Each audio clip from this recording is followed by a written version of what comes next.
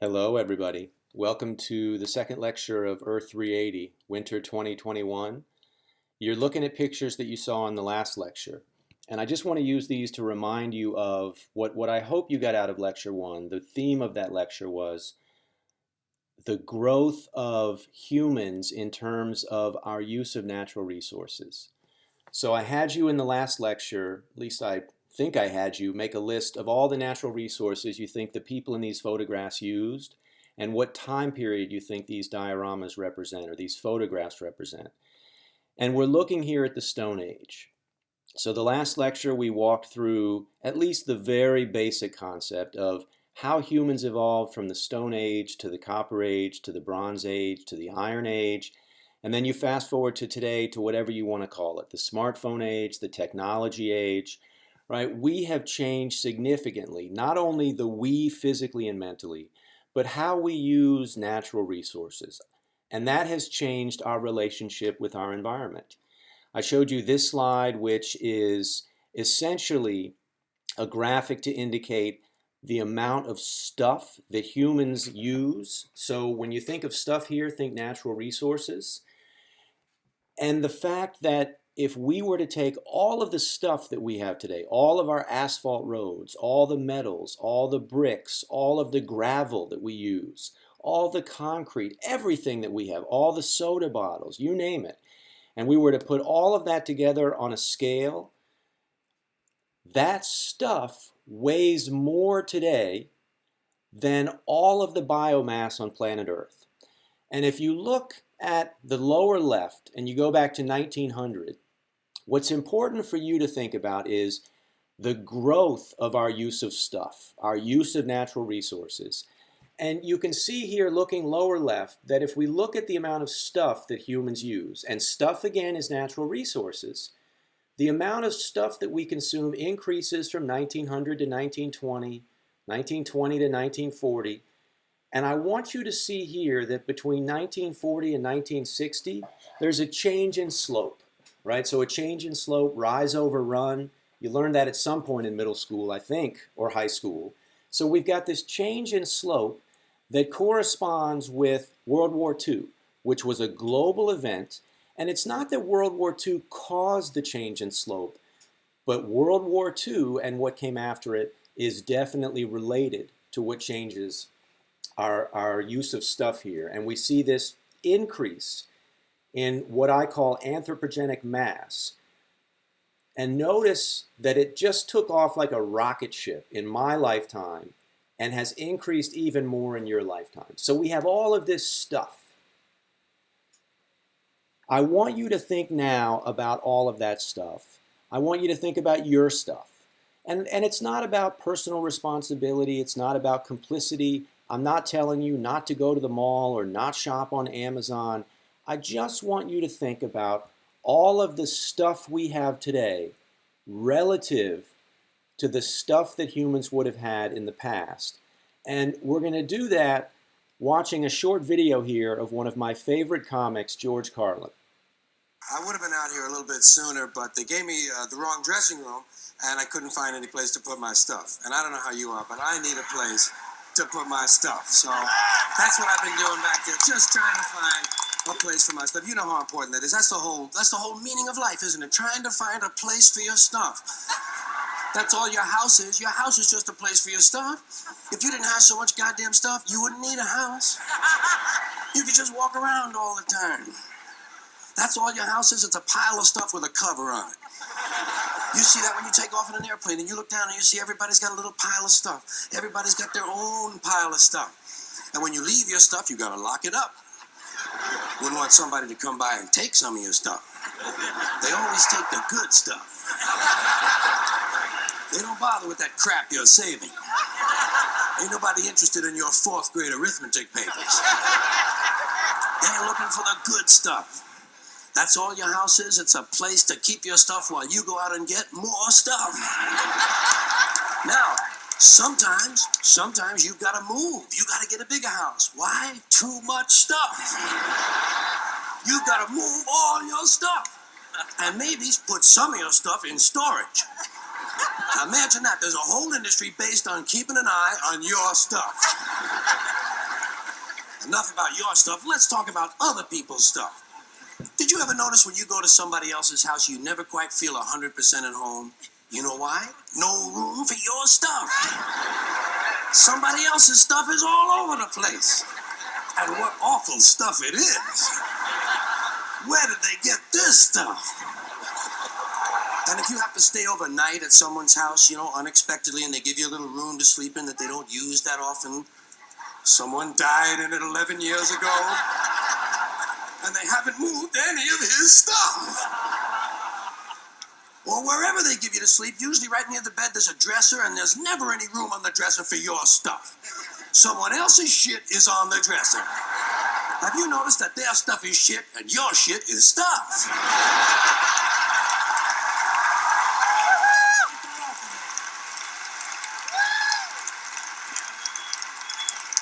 Now, sometimes you go on vacation, you gotta bring some of your stuff with you. You can't bring all your stuff, just the stuff you really like. The stuff that fits you well that month.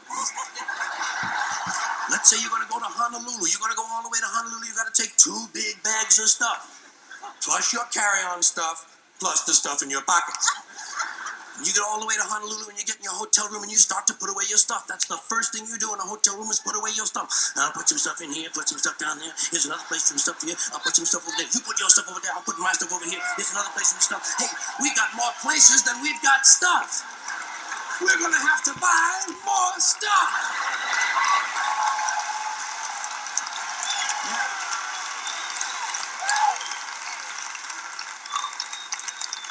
And you put all your stuff away, and you know that you're thousands of miles from home, and you don't quite feel at ease, but you know that you must be okay because you do have some of your stuff with you.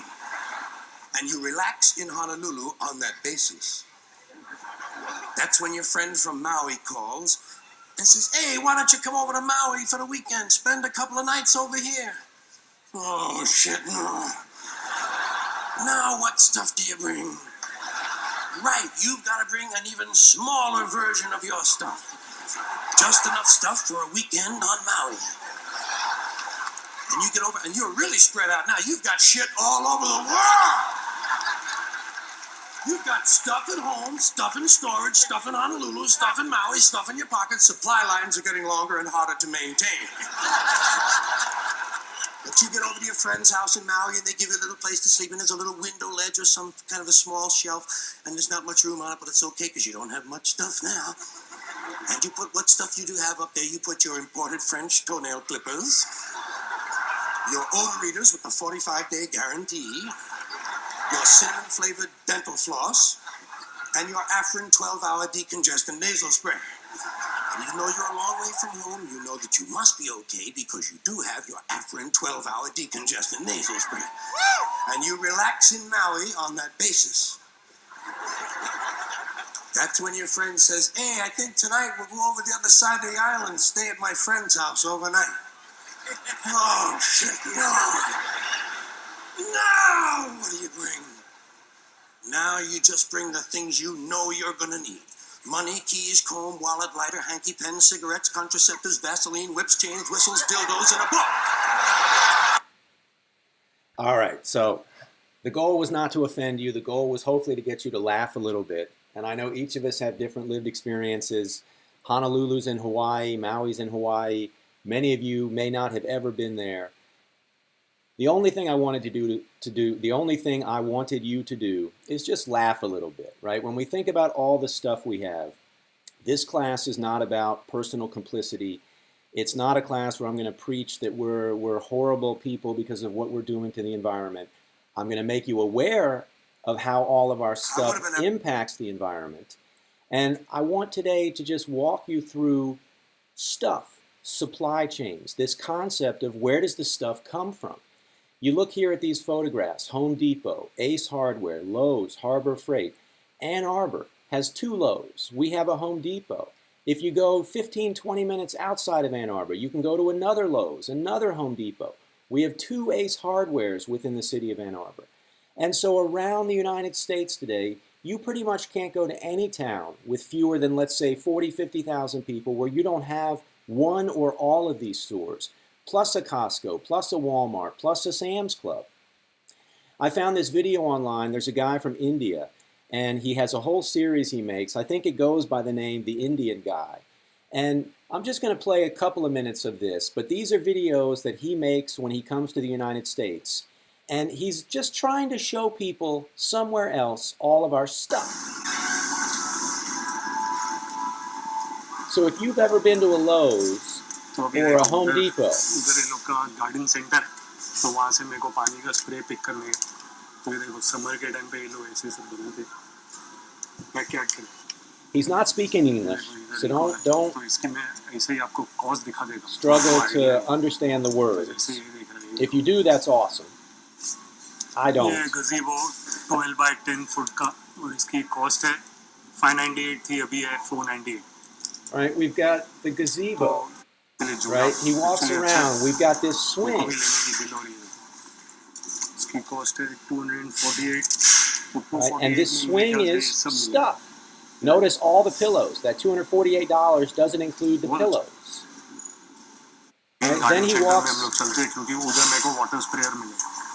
walks outside to the garden center. All right, and when you look at all of this stuff, how much of this stuff did we have during the Stone Age?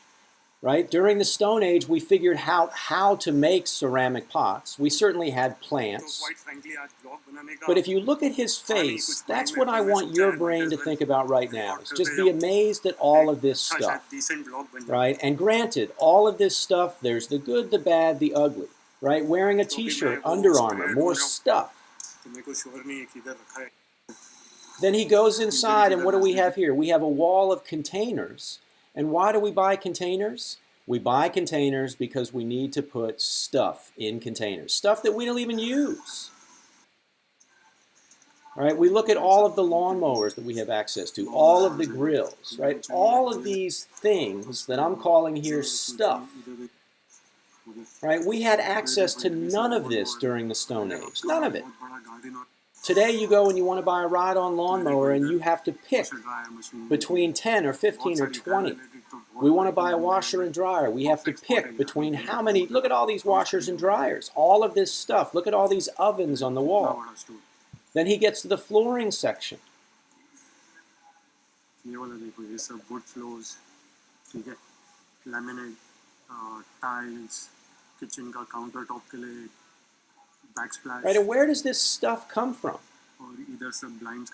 Right, what's the supply chain? In Lecture 1, I talked about trade routes and how one of the things that we know caused or was associated with the end of the Bronze Age was effectively the end of trade routes.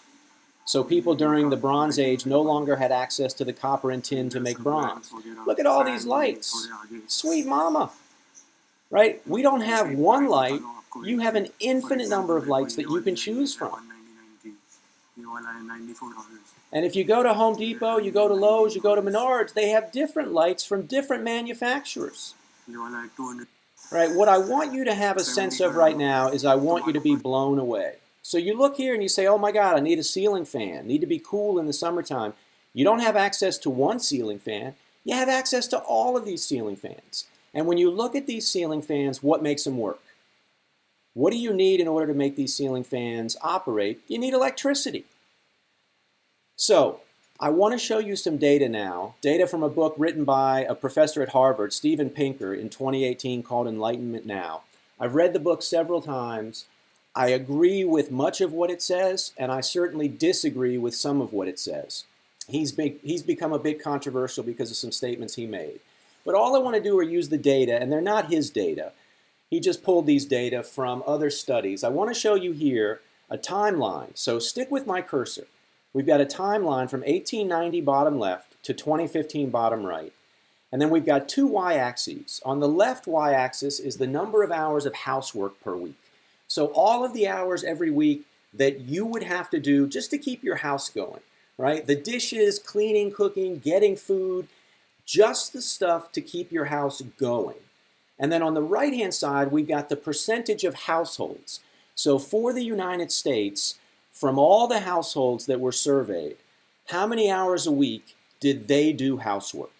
And what I want you to see is the relationship here between The modern invention of electricity, right? Think about that. We take electricity for granted. You flip a switch on, you plug a charger in, boom, electrons flow. We got a new charge. I can now walk away. I don't need to be next to the outlet because my phone will work for the next 10 hours. That's because of electricity. And electricity, we know it's a force in nature. So here I specifically mean electricity as humans think of electricity, the electricity that we invented.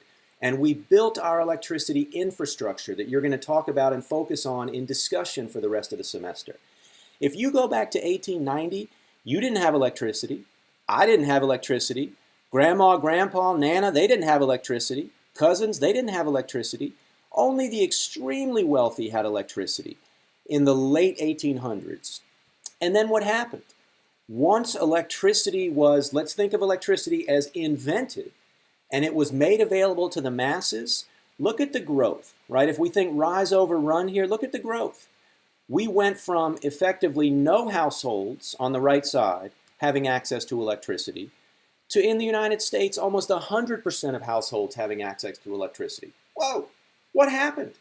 Why did everybody want electricity, right? We literally went for all of human history with no electricity, none.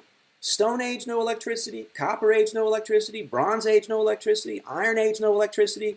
And all of a sudden, within the span of, let's call it, right, let's say 1900 to about give or take 60, the United States went from nobody had electricity to today 100% of people have access to electricity. Now, I say access to electricity because we all know that electricity costs money, and there's an entire field called energy justice, environmental justice. I know there are people for whom electricity is not easily accessible because of cost, but we have access to it. That's the point that I want to drive home right now. Why did we all of a sudden go from we don't need electricity to everybody wants electricity? And what effect did that have on time, how we spend our time? So now there's a second data set plotted here called housework. And on the y-axis on the left is the number of hours a week that we would do housework. So if you look here and you go back 100-odd years, you and I, mom, dad, grandma, grandpa, cousins, friends, we would literally spend 60-ish hours a week doing housework. 60 hours a week, right? So that's roughly 8 to 9 hours every day just to keep our houses going, to make sure that we were fed. How did you heat your house in Michigan in the wintertime? You had to have wood or you had to have coal. If you had wood, how did you get it? You had to fell a tree, or you had to find somebody who had an axe and a saw to fell a tree, to buy that tree from them so that you could combust that wood to make a fire to keep your house warm. Nobody had electricity. Nobody had air conditioning. And so all I want you to see here with these two lines is that as our access to electricity in the United States increased, and it increased literally overnight in 2 human generations, that allowed us to completely change how we spend our time. And the reason that it allowed us to completely change how we spend our time is it effectively, by giving us access to electricity, gave us access to stuff, and I'll show you that stuff in a minute, that did our housework for us. Or I should say it in the present tense, does our housework for us. So what is all that stuff?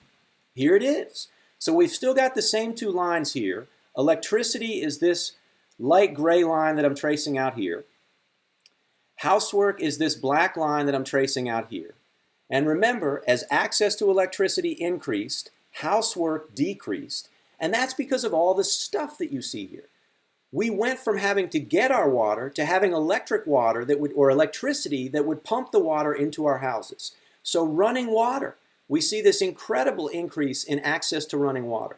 We went from having to get ice blocks and only having food that we could store in root cellars below the surface. We've got refrigerators now. We can keep that food fresh.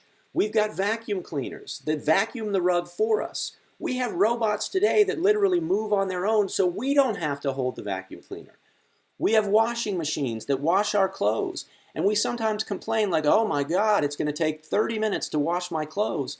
Think about washing your clothes 100 years ago.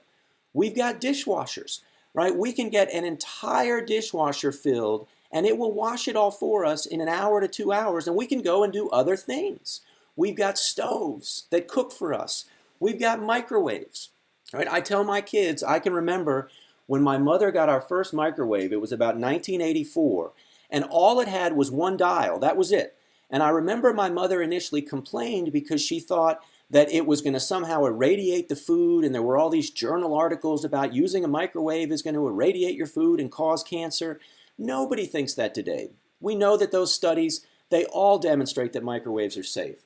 But microwaves, look, nobody had microwaves in the 1960s, and by the 1980s, boom, almost everybody has a microwave today or has access to a microwave.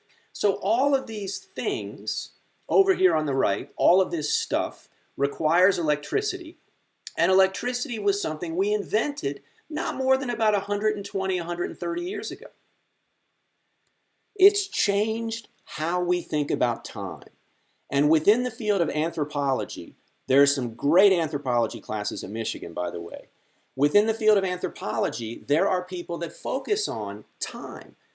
This is a great article from 2016 by these authors up here, and I posted this in the Canvas folder for lecture. You can also get it online for free at the link on the bottom. But this is a group of people among many in anthropology that study time. You know, what is our sense of time?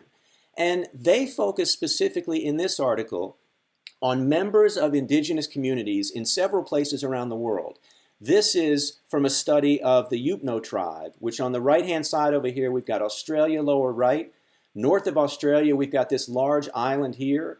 Papua New Guinea is the country on the right. This is the line that separates Papua New Guinea from Irian Jaya, which is part of Indonesia, which are all of these islands here.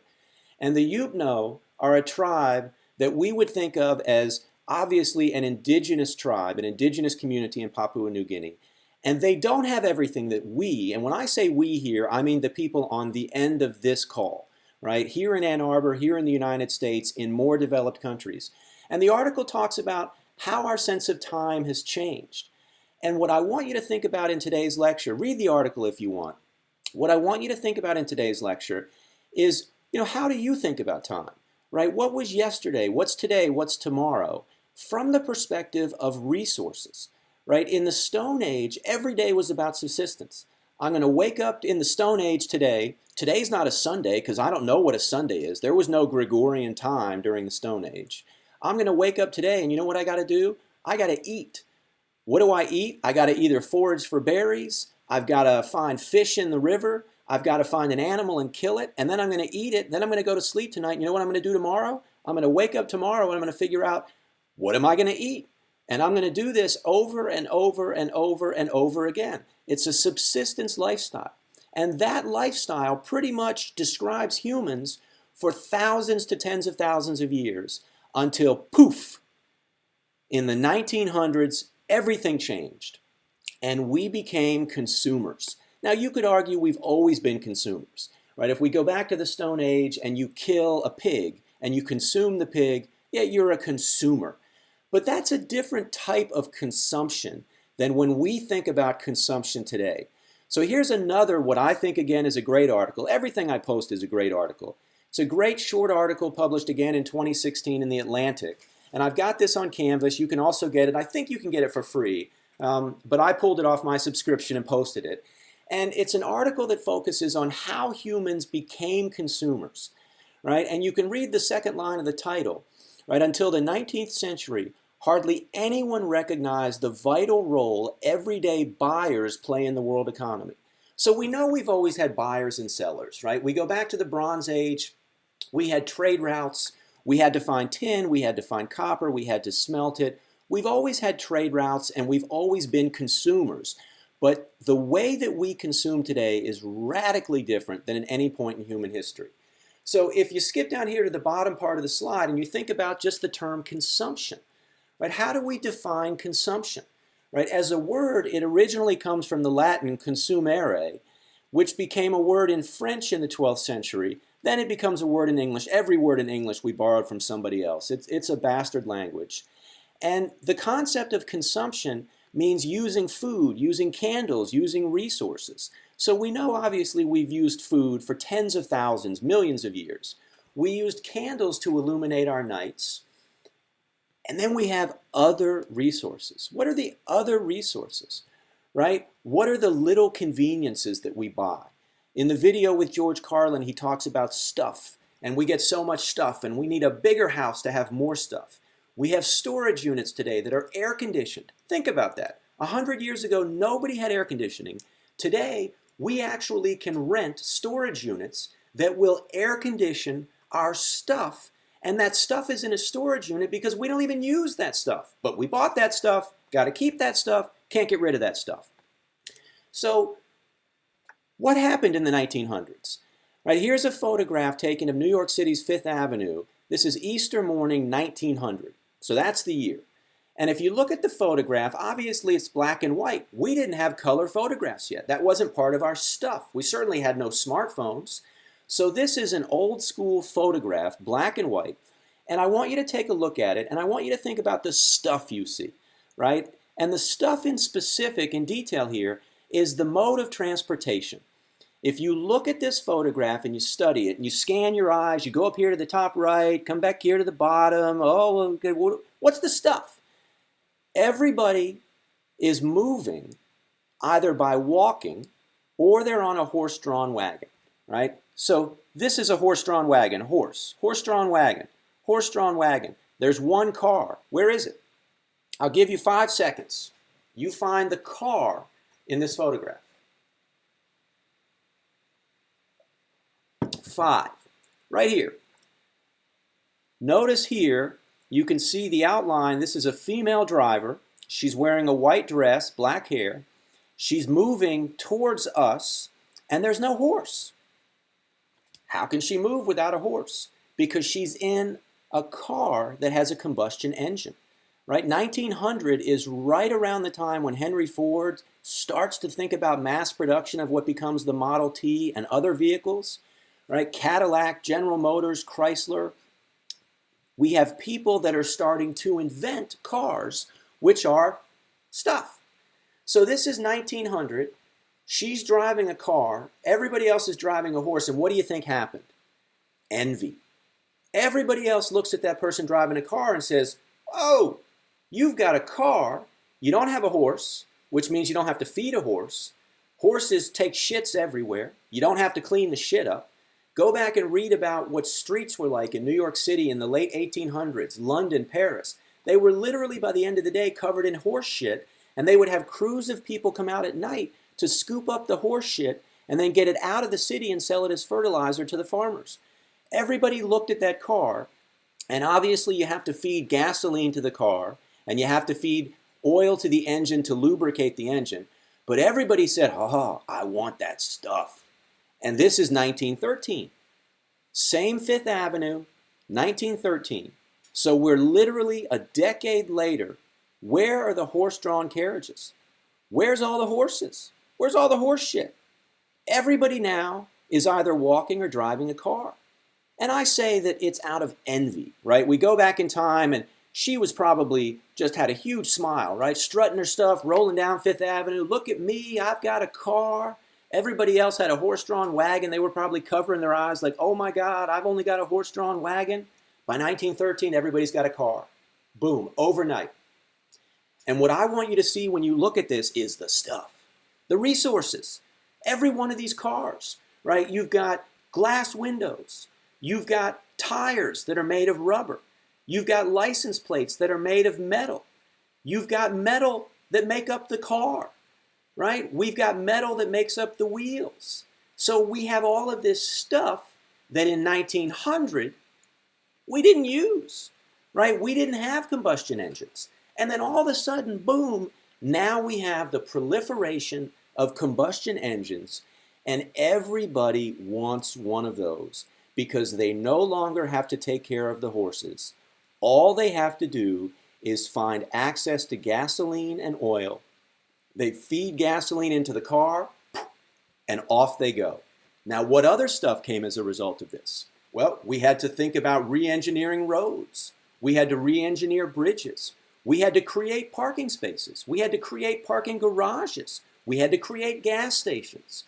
So all of that stuff came as a result of these cars having been invented, right? Now, the graphic here on the left you've seen before, And the graphic on the right, I'm not picking on women, so please don't somehow say I'm sexist. I just pulled this off Google. And all I want you to do, you can pause it and you can read all the fine text. I just want you to think about your stuff. In the Stone Age, this was your stuff. Think about the stuff we have today, the size of our houses, the amount of storage units. I read a statistic a couple of years ago that if you think about the self-storage units in the United States, and you've all seen these, right? You go and they've got an orange door, and you open up the orange door and you put your stuff inside, and it can be air conditioned, it can be heated or not. You could take every man, woman, and child in the United States, 350 million people. You could put us all into the existing storage units, and there'd still be space left. So think about that. We have enough space in storage units for all of the men, women, and children in the United States of America. Everybody could fit inside of those. Plus the stuff we have in our houses. And then I know people that have multiple houses, right? They've got the house here in Ann Arbor. They've got a house up north. They've got a condo in Florida. That's not me, but those are people that have stuff in multiple houses. All of that stuff comes from nature. Doesn't grow on trees. It comes from nature, and it's manipulated in ways to make it available to us.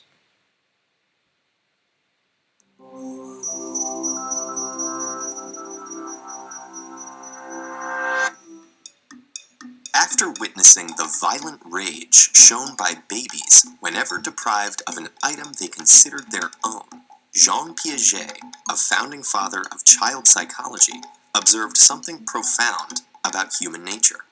Our sense of ownership emerges incredibly early. Why are we so clingy? There's a well-established phenomenon in psychology known as the endowment effect, where we value items much more highly just as soon as we own them. In one famous demonstration, students were given a choice between a coffee mug or a Swiss chocolate bar as a reward for helping out with research. Half chose the mug and half chose the chocolate. That is, they seemed to value the two rewards similarly. Other students were given a mug first and then a surprise chance to swap it for a chocolate bar, but only 11% wanted to. Yet another group started out with chocolate, and most preferred to keep it rather than swap. In other words, the students nearly always put greater value on whichever reward they started out with. Part of this has to do with how quickly we form connections between our sense of self and the things we consider ours. That can even be seen at the neural level. In one experiment, neuroscientists scanned participants' brains while they allocated various objects either to a basket labeled mine or another labeled Alex's.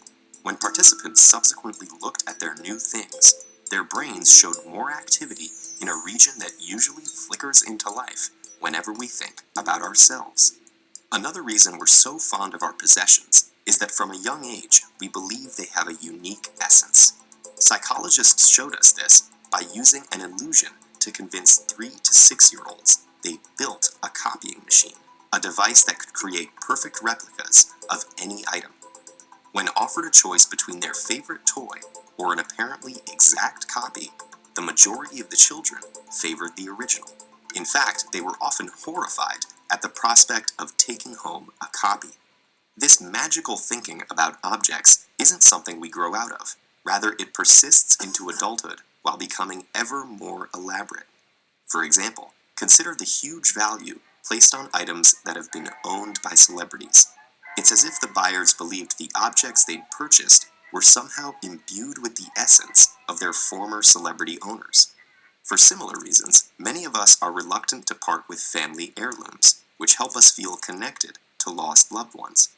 These beliefs can even alter our perception of the physical world and change our athletic abilities. Participants in a recent study were told they were using a golf putter once owned by the champion Ben Curtis. During the experiment, they perceived the hole as being about a centimeter larger than control participants using a standard putter, and they sank slightly more putts. Although feelings of ownership emerge early in life, culture also plays a part.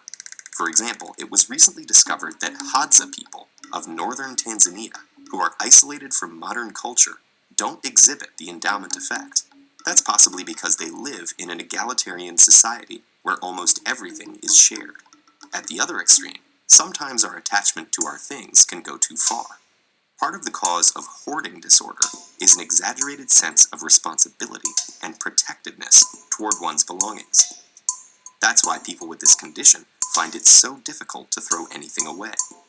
What remains to be seen today is how the nature of our relationship with our possessions will change with the rise of digital technologies. Many have forecast the demise of physical books and music, but for now at least, this seems premature.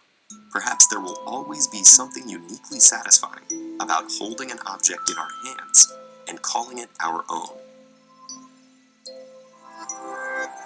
All right, so I played that for you just to shake it up a little bit. It's actually a fascinating field. Psychologists that study our attachment to stuff. And if you go back, if you watch that George Carlin video at the beginning of the lecture, right, what does he do? He talks about stuff.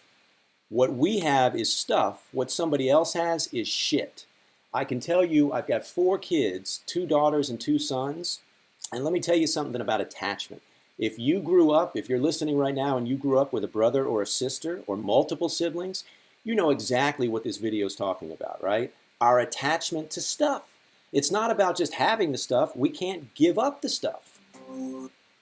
So now I want to focus on some of the good things, right? What are some of the results of our use of resources, right? Yeah, you can look at data and be like, oh my God, I had to look at this slide and it showed me that electricity was invented and we all have access to it and now I have a washing machine. Who cares? I want you to think about how you're different because of our use of resources. And I'm going to show you more data now to give you a sense of how our use of resources have positively impacted humans. So this is the good, okay? So here we've got a slide, and on the next several slides, the x-axis is time. So here we've got a slide where the time period is 1750 to about 2013. Okay, so that's the x-axis in time space. And the y-axis here is the percentage of mothers dying in childbirth, something that we call maternal mortality. This is also an entire field, people in medicine who study this. What are the causes of mothers who are pregnant dying within a certain window of time, either while they're pregnant or I think it's 42 days after giving birth to a baby. And the time period here is 1751 to 2013. Do I want you to memorize the data? Absolutely not. I want you to see the trends. Certainly there are ups and downs, but the overall trend, if we look at the data for Sweden in black, the United States here, Malaysia here, and Ethiopia here, notice that over this time period, maternal mortality plummeted, right? It went from some higher value to a much lower value. And around the world today, maternal mortality, it's not zero. It probably could never be zero, but it's approaching zero in most of the world. Why is that? It's because of our use of stuff. So there's a lot of text on the right-hand side, and I pulled that from an article that I also posted in Canvas, and you can get access to it on your own if you want at the URL down here on the bottom. It was published about a decade ago. And I'm going to stop talking.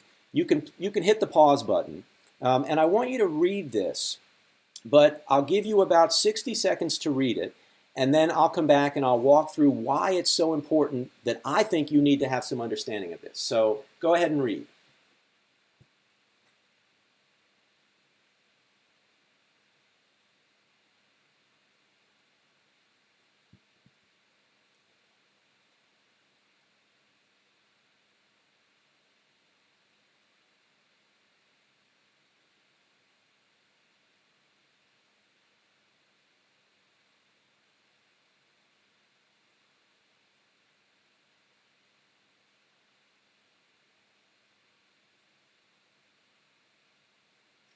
All right.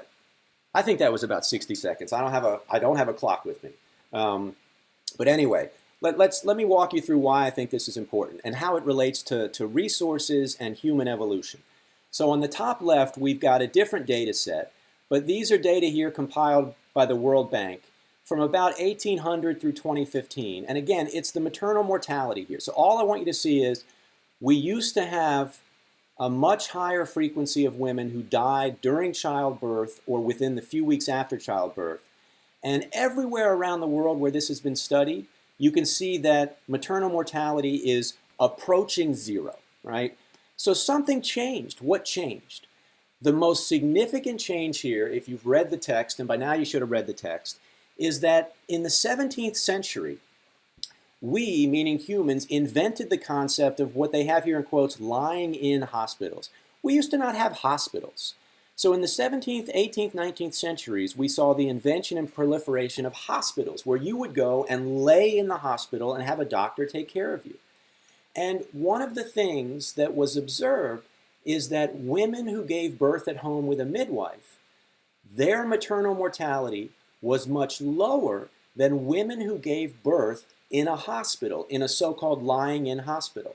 And there was a doctor named Ignaz Semmelweis, who's shown down here on the lower left, and he's next to a graphic that shows what? What has everybody been doing for 20 seconds for the last year? Washing your hands. Why are you washing your hands? You're turning the water on, you put your hands underneath the water, you put soap on your hands, you rub everywhere, 20 seconds, you rinse them off. And what we know is that the combination of that water and soap and the friction, it causes any COVID-19 vaccine particles, and particles may not be the right word, but it causes the COVID vaccine particles to wash off your hands, keeps you healthy. Well, what Ignaz Semmelweis figured out is that women were dying because in the hospitals in Austria, so this is back in the Austro-Hungarian Empire, the same doctors that delivered babies, they did autopsies. And the way that Ignaz figured this out is he deduced that doctors would go into the hospital, they would do an autopsy of a dead body, they would then go and deliver a baby without ever washing their hands. Now everybody right now take a pause, because that's just disgusting. Right? It's like if you see somebody go to the bathroom and you know they've done number 2 and they leave the bathroom and didn't wash their hands, that's disgusting. I mean, God, my daughters tell my sons if they go into the bathroom and do number 1, they better wash their hands for 20 seconds. So today, we all know we wash our hands.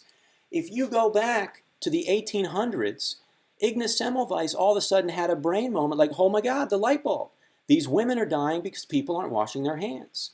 That was an invention. He and others, there was a guy named George Lister of Listerine fame, they figured out that if doctors washed their hands before they delivered babies, guess what? The maternal mortality rate went down and boom, back up to the data here, all of a sudden, within that time period, the maternal mortality rate plummeted because we started washing our hands. There's nobody today who would go into a hospital and let a doctor operate on you without washing your hands. You'd run. You'd run screaming. So what is common practice today, 150 years ago, we didn't do it. Ignaz Semmelweis figured this out, and is the case with a lot of great scientific ideas. He was ridiculed. He eventually was committed to an insane asylum, and the guards beat him to death. Seriously. Now look at everything else, right? Look at all of these inventions, right? Scientists and the number of lives that were saved, right? We invented penicillin. We invented chlorination of water. Just putting some chlorine in water kills bacteria. You can drink the water. We invented vaccines for smallpox, 8 other vaccines, measles, diphtheria, tetanus, right? Think about the COVID-19 vaccine. I mean, sweet mama, I know there are issues between more developed and less developed countries, without a doubt. But literally a year ago, we started to have a virus around the entire world killing people. 400,000 people in the United States have died from that, right? Millions of people around the world. And we've now invented a vaccine. You put it in your arm and boom, you're immune, right? This is stuff. It's under the same umbrella of stuff, and it requires resources. So we looked at maternal mortality. Here we have child mortality, same time period. Again, just look at the trend. Used to be a lot of kids died when they were very young. Now it's approaching 0. We look here, here's childhood death by age 5 from a variety of diseases, pneumonia, diarrhea, malaria, measles, HIV, AIDS. What do we see? We see significant declines around the world. Are there still problems? Without a doubt. If you look specifically at sub-Saharan Africa and you see the penetration rate of HIV and AIDS, it's still too high, right? And as far as I'm concerned, it's our moral compass to try and figure out how to reduce that even further. But the trends are all a good thing. If we look at life expectancy, we're living longer. Now, I know there are people out there who think because we're living longer, we're using more resources, but the fact is we're living longer.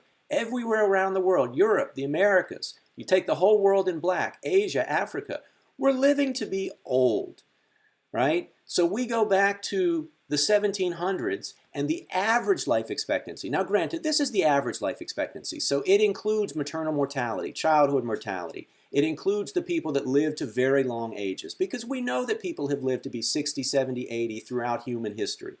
But the average life expectancy has more than doubled in the last few hundred years. Why has the average life expectancy more than doubled? Because we figured out how to make stuff from natural resources that lets us live longer. Among the stuff, we eat more. We tend to eat better. So go back to a subsistence lifestyle in the 1300s, 1400s, 1500s, right? Every single day was about finding food. And if we look today at here's the calories per person per day, we consume more calories per person per day. Now, there's bad stuff associated with this, but nonetheless, the calorie consumption has increased. We figured out ways to feed people. Here you can see undernourishment in the developing world.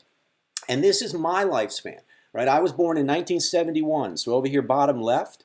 And all I want you to see here, this is the developing world. So we've got sub-Saharan Africa, Southeast Asia, South Asia in general, East Asia, and Latin America.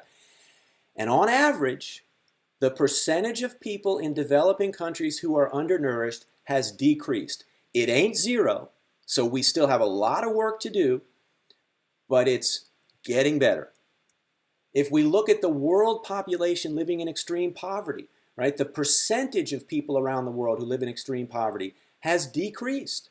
Right? If you go back to the 16, 17, 1800s, everybody was extremely poor. Right? I mean, you look at, you watch a show like Downton Abbey and you think, oh my God, how beautiful that is in this giant manor house. Everybody else was dirt poor and living in extreme poverty and living a subsistence lifestyle. We have significantly reduced the percentage of the world population living in extreme poverty. It's not zero. We still have work to do, but it's a lot better. We can also flip that and look at it in terms of the number of people.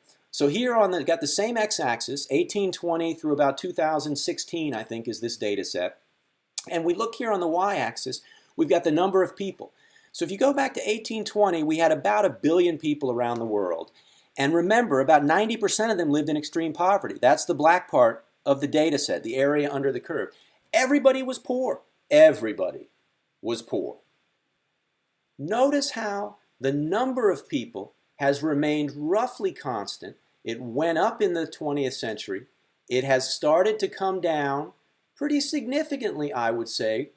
And today we have fewer people living in extreme poverty than we did 200 years ago. Now, why is that?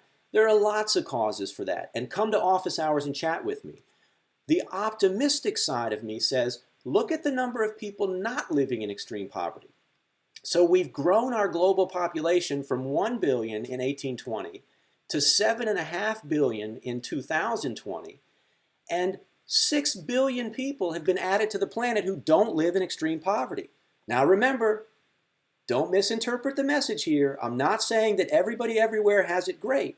I'm simply pointing out, using these data, which are objective and factual, that we have grown our population and significantly decreased the proportion of people living in extreme poverty. And that's because of stuff. We look at poverty in the United States, and granted, we have pockets of poverty everywhere. If you want to look at poverty, look at the federal data for school lunches around the country. You know, I grew up on free lunch through 12th grade, and that'll right away tell you the percentage of poverty in a particular area. You can Google Ann Arbor. You can look at every school in Ann Arbor. You can look at schools in Northville and Farmington Hills and Detroit and Burlington, North Carolina and Gainesville, Florida, and you'll see the percentage of kids who are on free lunch. Poverty has decreased. It's not zero, but it has decreased significantly. We look at social spending. right? So here we have a variety of countries: France, Sweden, Italy, Germany, Greece, Netherlands, United Kingdom, United States, Australia, Canada, Japan. Look at social spending. If you go back 150 years, we didn't have social spending. We didn't have Social Security. We didn't have Medicare. We didn't have Medicaid. We didn't have food stamps. We didn't have free lunch. You couldn't go to a hospital and get treated, right? We didn't have them. And you look at social spending over the last, let's say, 4 generations of humans, it has increased significantly as a function of, over here on the left-hand side, this acronym GDP stands for Gross Domestic Product. And we'll come back and talk more in detail about GDP in a later lecture. Just think of it as sort of a representative, it's a representation of the affluence of a particular country. And all I want you to see is positive slope. We're spending more money because we have more money. Now, is it all good, right? If I go back through these, and some of you are listening, and you're saying, oh my God, he just doesn't get it. There are people living in extreme poverty. No, I get it. Trust me, I get it. I've traveled to a lot of places. I do research in places where people are living in extreme poverty. So is it all good? Nope, no way, no how. Is it a lot better? Absolutely. Now, here's one example where we can look at the data and we can start to understand why it's not good everywhere for all people. So I showed you the data for maternal mortality for a variety of countries, right? You go back and you look, and this is one of the criticisms of Pinker. You go back to maternal mortality here, and you say, well, look at the data. Sweden, United States, Malaysia, Ethiopia, plummeted. These are data for everybody, right? So all ethnicities included. What happens when you break that out and you look in more detail? So if we look here at these data, and these are data from an article here I have on the left-hand side, American Action Forum. The U.S. maternal mortality rate has significantly increased from 7.2 deaths per 100,000 live births in 1987, right? So 30 years ago, 34 years ago, to 16.7 deaths per 100,000 live births in 2016. Why? Well, look at the data. Right, the data on the right-hand side, and these are data published in Lancet, very well-respected, peer-reviewed medical journal. What we can see is that in Britain, Japan, Germany, and all developed countries on average, maternal mortality rate has decreased in your lifetime, certainly in my lifetime. But in the United States, it's increased, right? So there's a WTF moment. What happened? What the fuck? In 1990, 7.2 deaths per 100,000. In 2013, 2014, 2015, 2016, it increased. It doubled. It more than doubled. Why? It doubled because of the lack of access to health care. So this is where I'm going to try and make a connection to modern day politics. The reason it's increased in the United States is access to health care for pregnant women, especially women who are economically disadvantaged, African American, women who are members of indigenous communities. Their access to health care has decreased.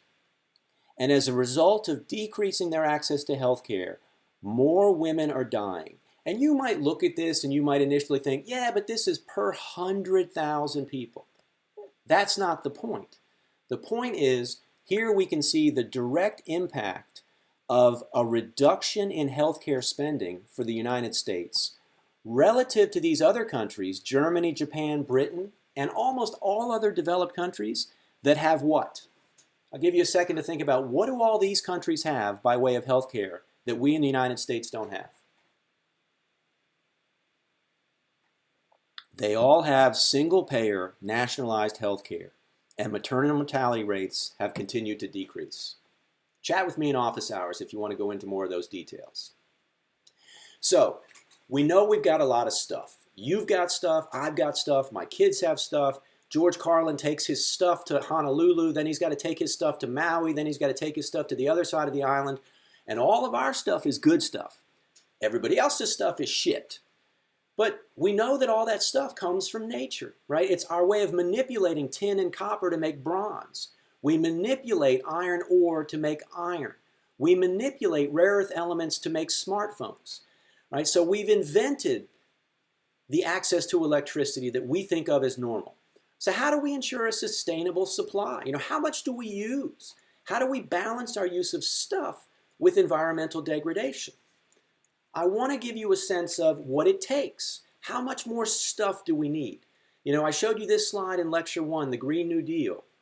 And in discussion this week, you're going to talk about that in detail. But if you look at the Green New Deal, it calls for 100% of U.S. primary energy to be replaced with renewable energy resources, right? Wind turbines, solar panels, grid-scale battery storage, stuff. If you look at the United Nations Sustainable Development Goals, and I'm a big fan, believe in it 100%, right? We want no poverty, zero hunger, good health and well-being, right? You read through these 17 goals, right? Reduced inequalities, decent work and economic growth. It requires stuff. So how has our use of stuff affected the natural environment? Right? We think about all the stuff we're using, and I just showed you a lot of data that hopefully gives you a sense of the use of that stuff has had lots of positive impacts on humans, but the positive impacts on humans are balanced by negative impacts on nature. And this is sort of under an umbrella, turn that down a little bit, it's under the umbrella of what we call environmental degradation. So you think about plastic, right? Here we've got plastic bottles, plastic trash cans. Here we've got a landfill. 91% of plastics, they're not recycled, right? Plastics are a very small sliver. Plastic is made from oil. We'll come back to that later in the term. But where does all that plastic go? Right, all that plastic stuff, Fritos, delicious, right? Fritos today, you can probably get them in 10 different flavors. We've got this stuff all over the world.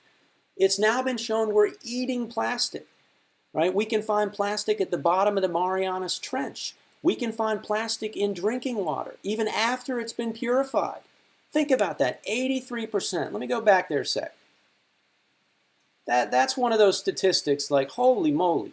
83% of tap water sampled contains plastic. Now granted, I don't know what water samples were sampled, but in that study, 83%.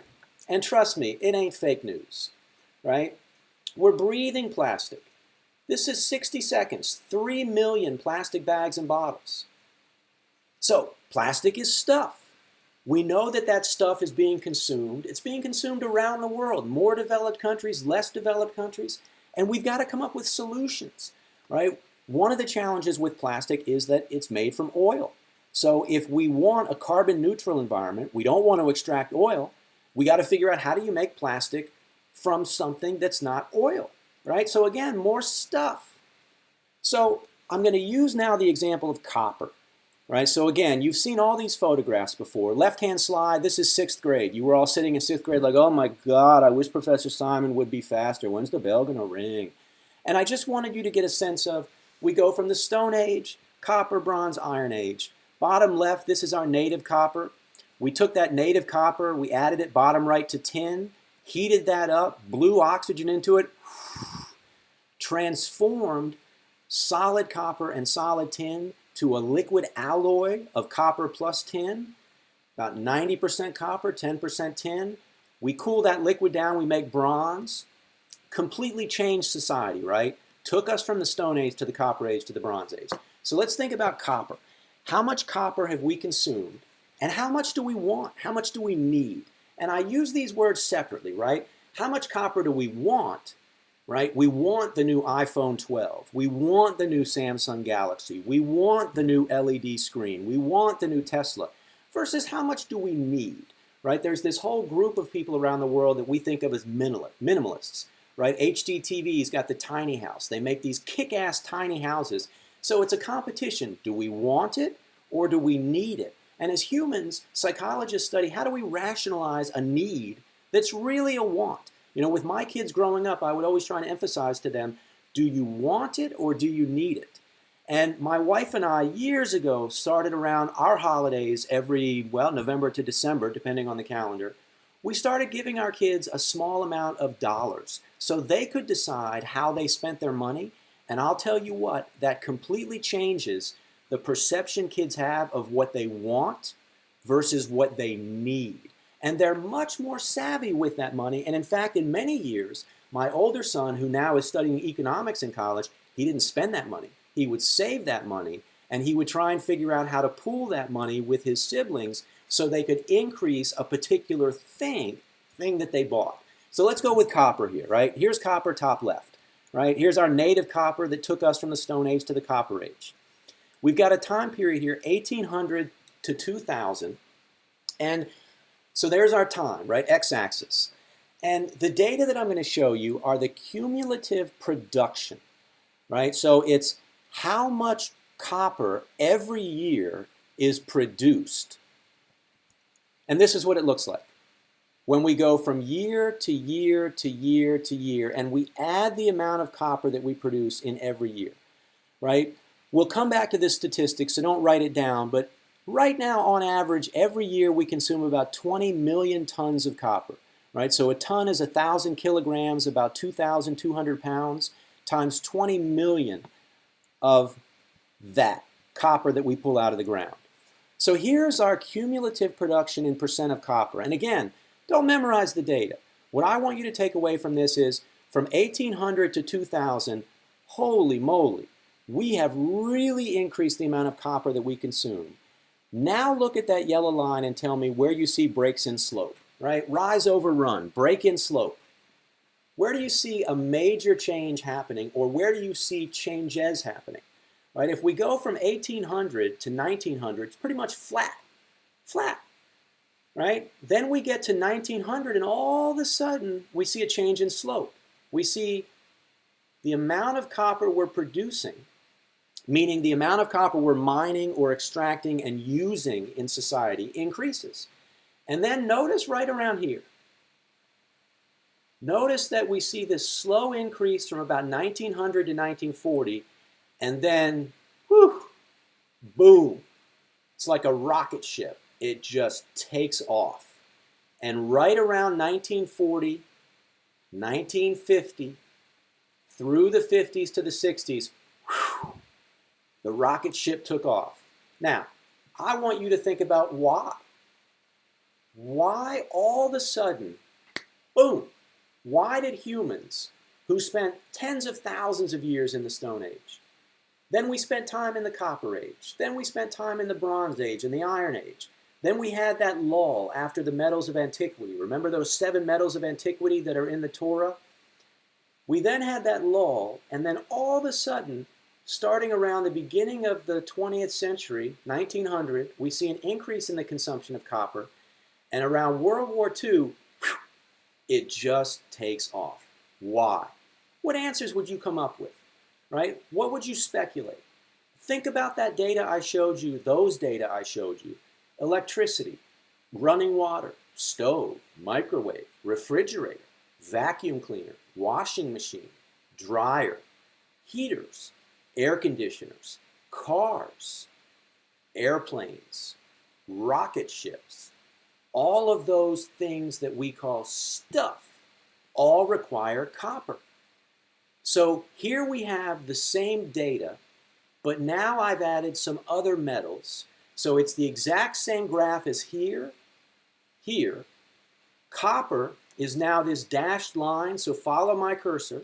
Copper is this dashed line, and now I've added gold in this sort of dotted line. Tin is this very dark bold line, and iron ore is this very much thinner black line over here. And here's what I want you to take away. If you actually sum up, right, meaning you literally weigh it, you sum all of the copper that we have consumed throughout all of human history, 80% of all of the copper ever mined, like ever, 80% was mined and used between 1945 and 1995. 80%. So all of the copper that was used in the Copper Age, the Bronze Age, the Stone Age, our lull for a couple thousand years. From the Copper Age to 1945, if you add up all of that copper, which is shown here in this dashed line, and then you add up all of the copper that we as humans consumed from 1945 to 1995, 80%, which means that we used 4 times as much copper from 1945 to 1995 as all of recorded time. And it's important for you to know here that when I use the word production and I use the word mining and extraction, those are synonyms for consumption. Whenever we mine a metal such as copper or gold or tin, the only reason any company mines it is somebody wants it for something. Nobody can make money mining something for which there's no buyer. So we are consuming copper at what you could think of as a radical pace. How much will we need? So here we've got the x-axis is still time. So these are years, 1900, 1920, 1940. Here's our time period from roughly 1945 to 1995. Here's that 80% of all copper ever mined. And one of the things, we now have data through 2020. One of the things that we can do with these data is we can predict or extrapolate how much copper we need in the future. Now, how do we do that? We look at trends. So this is a big deal in the School of Business, and economists do this. We look at trends of consumption. How many Teslas are bought this year? How many Teslas might we buy next year? How many Ford Broncos have rolled off since they came out this year? How many Ford Broncos will we buy next year? How many houses were built this year? How many houses will we buy next year? And if you look at the trends of consumption for everything global, the prediction or forecast is that we will increase the amount of copper we consume over the next 20 years by 200%. 200%. So all the copper that's been consumed throughout all of human history to right now, today, we are going to double that in the next 20 years. Double it. Now you might be thinking, oh, come on, how can we double that? What are we going to build? What else do we need? Do we really need that much copper? Yes, yes, yes, yes, yes, yes, yes. Absolutely. Okay? These predictions are rooted in factual historical data. Now granted, predictions are just that. So maybe an asteroid hits us and we don't use any copper. But if we look at our consumption of copper, the predictions are almost certain to be about 200% increased consumption of copper in the next 20 years. Now, I'm coming back to this timeline, right? I said 1940, 1945, significantly, the big event around the world was World War II. And in the other data set, if we go back here, you can see starting about 1945, we get this significant increase. This is our rocket ship. Whew, takes off. What happened? Right? What was going on that all of a sudden we saw that increase in copper? Right? How do you use copper? Right? Here's a snapshot, and I don't need you to memorize these data. Right? I need you to be familiar with the data. So how do we use copper? Right? These are ways that we used copper in the year 2019. And it's pretty much the same year over year. The numbers change a little bit. But about 20% of all the copper that we mine is used in electrical and electronic products. About 20% is used in transportation. There's a lot of copper in your car, in your airplane, in a train, in a truck. A lot of copper physically embedded within that vehicle. About 10% is in consumer products. About 7% is in machinery. And about 43% is in building construction. Right? Every time you flip on a light switch, right? Get up and go flip a light switch on. That's copper. Copper wires behind the wall that just magically, right? It's just magically Adam Smith's invisible hand. You just flip the light switch on and like a silent little birdie, current flows into the laptop. It just happens. Gives us time to do other stuff. Now, I'm going to walk through and show some videos, and I want you to think about this time period. 1940, 1945, 1950. And I want you to think about why we use as much copper as we use today. Okay?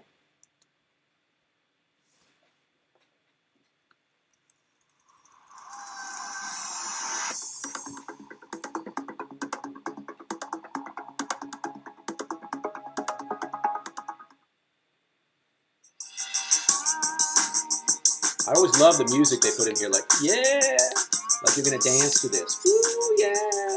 So what are the four major uses of copper? In order to transport electrical energy, we use a wire. Wires come in all forms, from thick braided lines to microscopic paths and devices. Copper has a number of advantages that make it good for wires, including the ability to carry more current in a smaller cross-section. About 60% of what's mined today is used in electrical wiring, both commercial wiring as well as residential. And then about 20% goes into plumbing as well as roofing. And 15% goes into the manufacture of industrial machinery. And then the remaining 5% is used in alloys, primarily brass and bronze. Bronze! We still use it. Right from the beginning of the power grid, copper is important in the form of an electromagnet. The electromagnet is most often found in the shape of a solenoid. The solenoid is formed by a coil of insulated copper wire energized by electricity. Copper has such a good conductivity that a solenoid made of it can be more compact and can handle higher current loads. Electromagnets are used in generators, transformers, electric motors, lamps, and lots of other things. All right. So that was just a snapshot, right?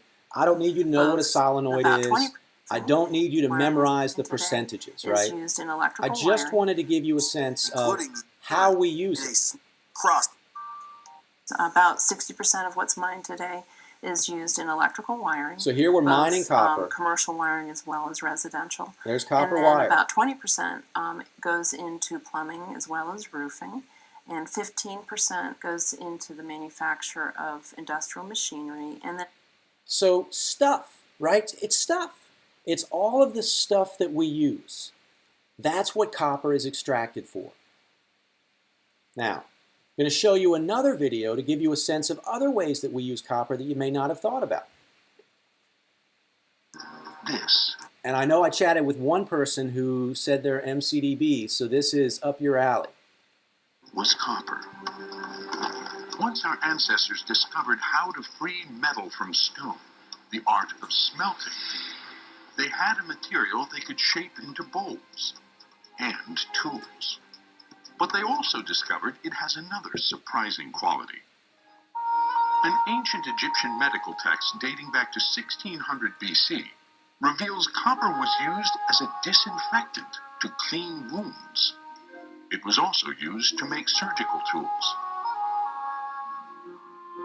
As late as the 19th century, during a cholera epidemic in Paris, copper workers seemed to be immune to the disease. But by the 1940s, with the development of antibiotics, people lost interest in copper, its medicinal powers forgotten. Until now.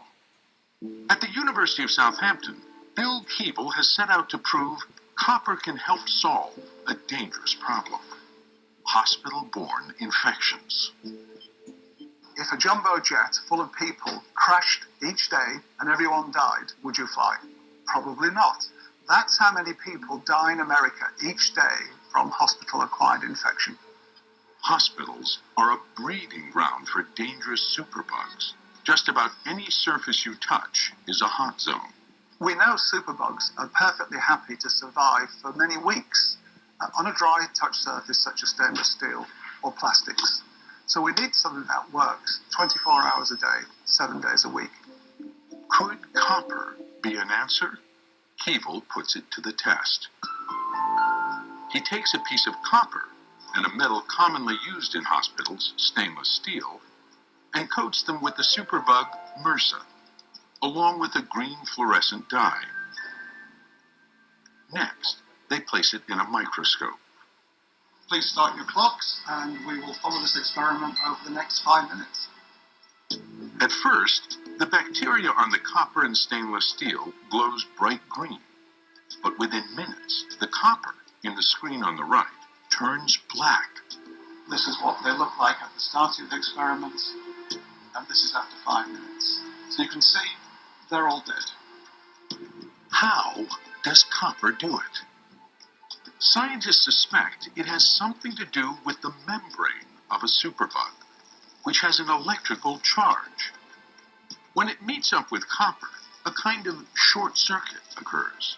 The copper penetrates the membrane, leaving it with gaping, oozing holes. The copper invades the superbug, destroying its DNA. If there's no DNA, there's no growth, and in fact, there's no chance of mutation, and therefore you can't get resistance. Copper's ability to kill germs could one day save millions of lives. All right, I think that's pretty sweet. And if you live in the Detroit area and you go to downtown Detroit, go to Midtown, there is a bakery called Avalon. I think they might have a branch in Ann Arbor, but the original in Midtown Detroit is just awesome. And if you go into the Avalon Bakery, I guess right now, well, I guess on February 2nd, you can start going in and sitting and having a cup of coffee. All of their tables and surfaces are copper. It's awesome. Go to Avalon Bakery, seriously. And if you go to places like Santiago, Chile, the airport, all of the counters are covered in copper, and this is why, right? These are nasty, disgusting bacteria that kill people, and they thrive on stainless steel. Now, stainless steel is iron, right? So on the left-hand side, we've got iron. We add a few other metals to it to make it stainless, and we'll come back to that. On the right-hand side, that's literally the same copper that we used in the Copper Age, pure 100% copper metal. Notice that all the bacteria die. So there's a lot of people that actually use copper for cooktop surfaces in restaurants, in homes, because bacteria cannot survive on it. I think it's pretty sweet. Was copper. And I love the music too. I always love the music that people come up with to play. Like, this is copper. Anyway, now, something else I want you to think about. So hopefully by now you're like, oh my God, we use a lot of copper. The rise over run, change in slope, 1940, 1945, 1950, we started seeing a significant increase in copper consumption. One of the things that we also are interested in understanding and quantifying, meaning measuring statistically, is how much copper and all other resources we use on a per capita basis per year. So per capita means per person. So now what we've got a graph here that shows you the rates of copper production relative to the world population. And all I want you to see here is world population are the dotted lines. World population is the straight line, okay? And copper consumption is the dotted line. And I just want you to see here that if you take the ratio of copper production per year and you compare it to the growth of world population, every year we as a human species, as the human race, we consume more copper per capita, which means you have to find more copper every single year. Where does the copper come from? Right? This is going to be a major theme of our class. Where do you get it? You don't get it down the street. Now, yeah, I guess you go to Lowe's and buy it, so that's down the street. But where does copper come from? The biggest producer of copper in the world is Chile, South America. Right? So here, all I want you to take away here we've got another graph. X-axis is time from 1950. So remember, 1950 is a sweet spot. I'm going to make sure you know why in the next, I don't know, however long this lecture takes me. Millions of metric tons. So on the y-axis, just think about production, consumption. 0, and we consume more as we go up the y-axis. And all I want you to see here is all of these countries, these are the major producers of copper around the world. Chile is number 1. China right now is number 2. Peru is number 3. The United States, Australia.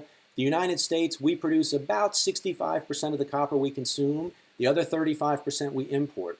And so one of the things also for you to start thinking about is where does all this stuff come from?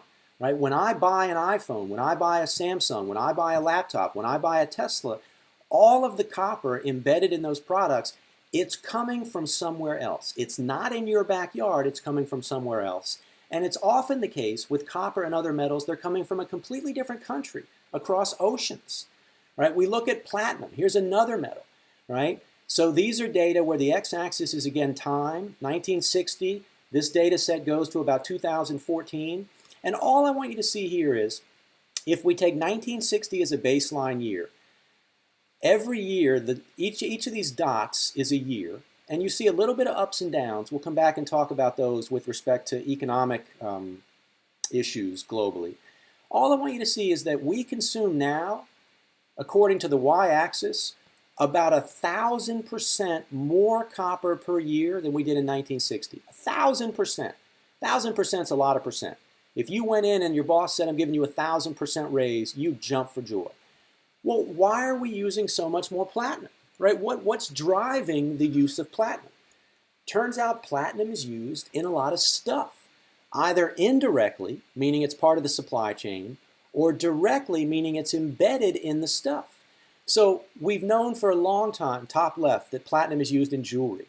Turns out we also use platinum to refine crude oil to make things like gasoline, jet fuel, diesel. We have platinum embedded in cars, catalytic converters and fuel cells. We use platinum as a catalyst. These are humans down here on the bottom right. This is, you can think of this as a giant spaghetti strainer, where these are it's all wires of platinum used as a catalyst. Platinum is used for pacemakers. We use platinum in dentistry. And then one of the ones that you may not have thought about with respect to platinum is over here on the left.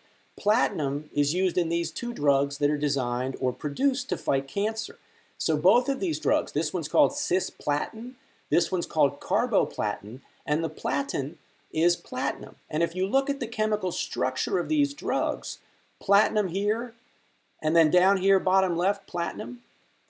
Platinum is used as the substrate to grow the drugs that we then use to fight cancer. So when you look at the growth of platinum over the last 60 years, and you think about what are the various ways we use platinum, every year in the United States, about 250,000 women and about 2,000 men are diagnosed with breast cancer. Yes, men can get breast cancer. I actually have a friend who got breast cancer, male friend. And when they go in for chemotherapy, shown here, among the drugs that are used, cisplatin and carboplatin to treat ovarian cancer, small cell lung cancer, ovarian carcinoma, lung cancer, neck cancer, head cancers. Now, this isn't all the platinum, but this is among the reasons that we use platinum, and this is the stuff that we use platinum to make.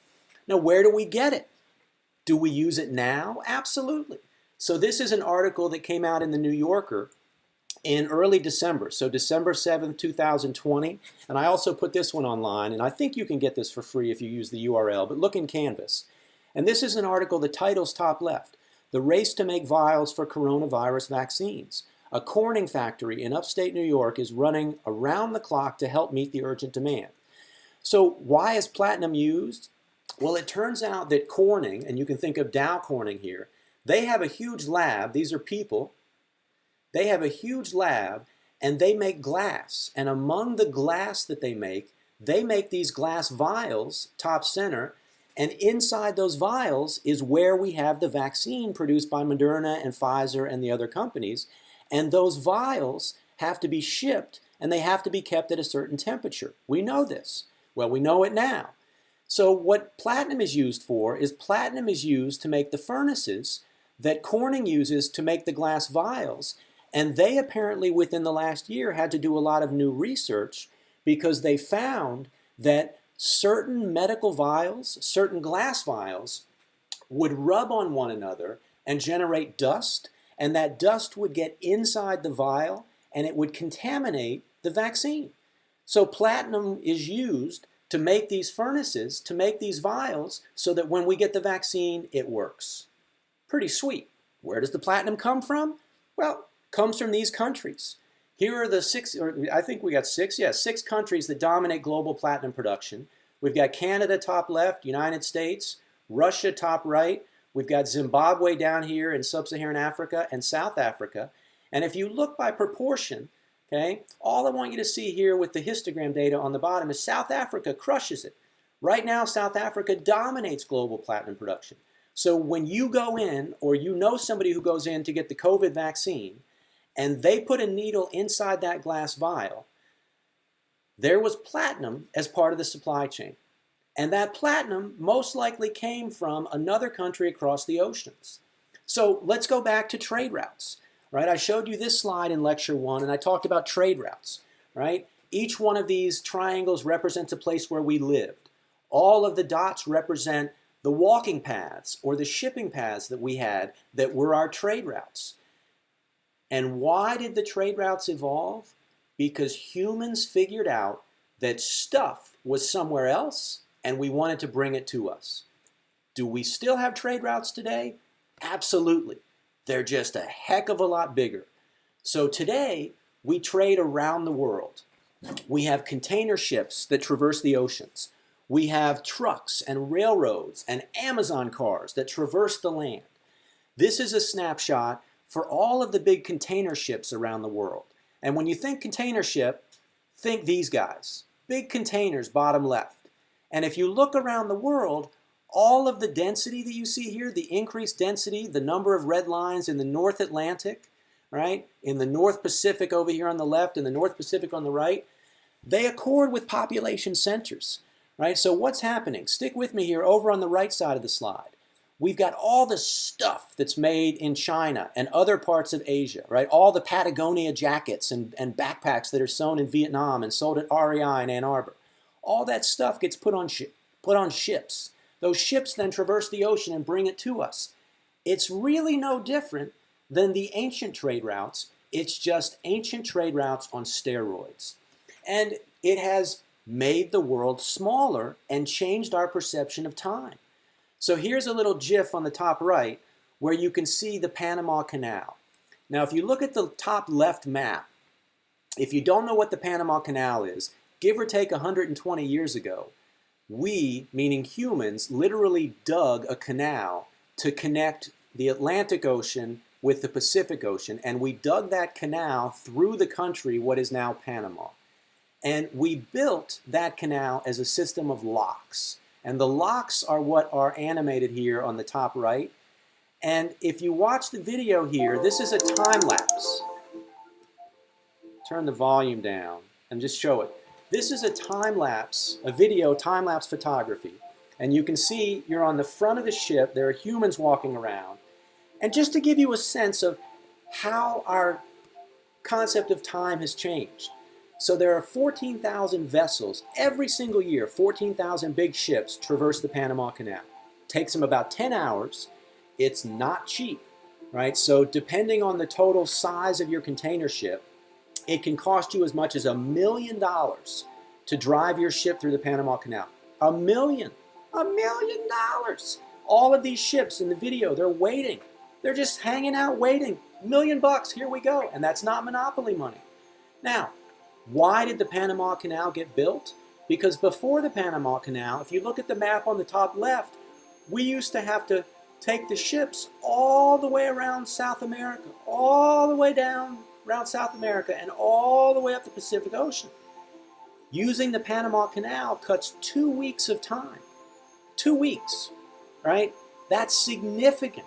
So if you're a company shipping something from New York to San Francisco, and you ship it through the Panama Canal, you can get it there 2 weeks faster than you can if you ship it down around the southern tip of South America, right? That's amazing. Now, you might think it's not amazing. I think it's amazing, right? It's changed our definition of time, and it has changed the concept of trade routes.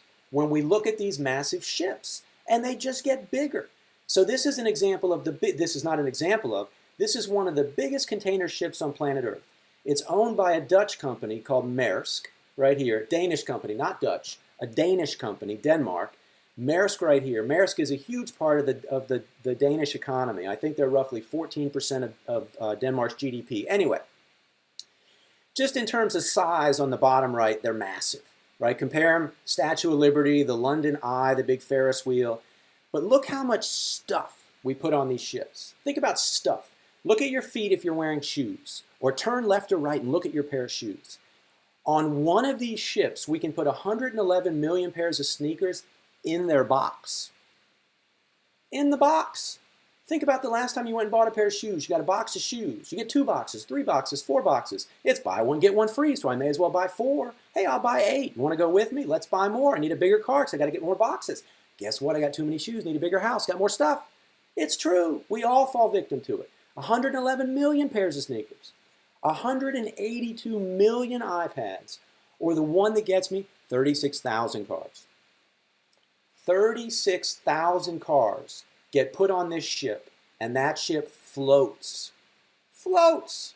And cruises the ocean and brings them to us.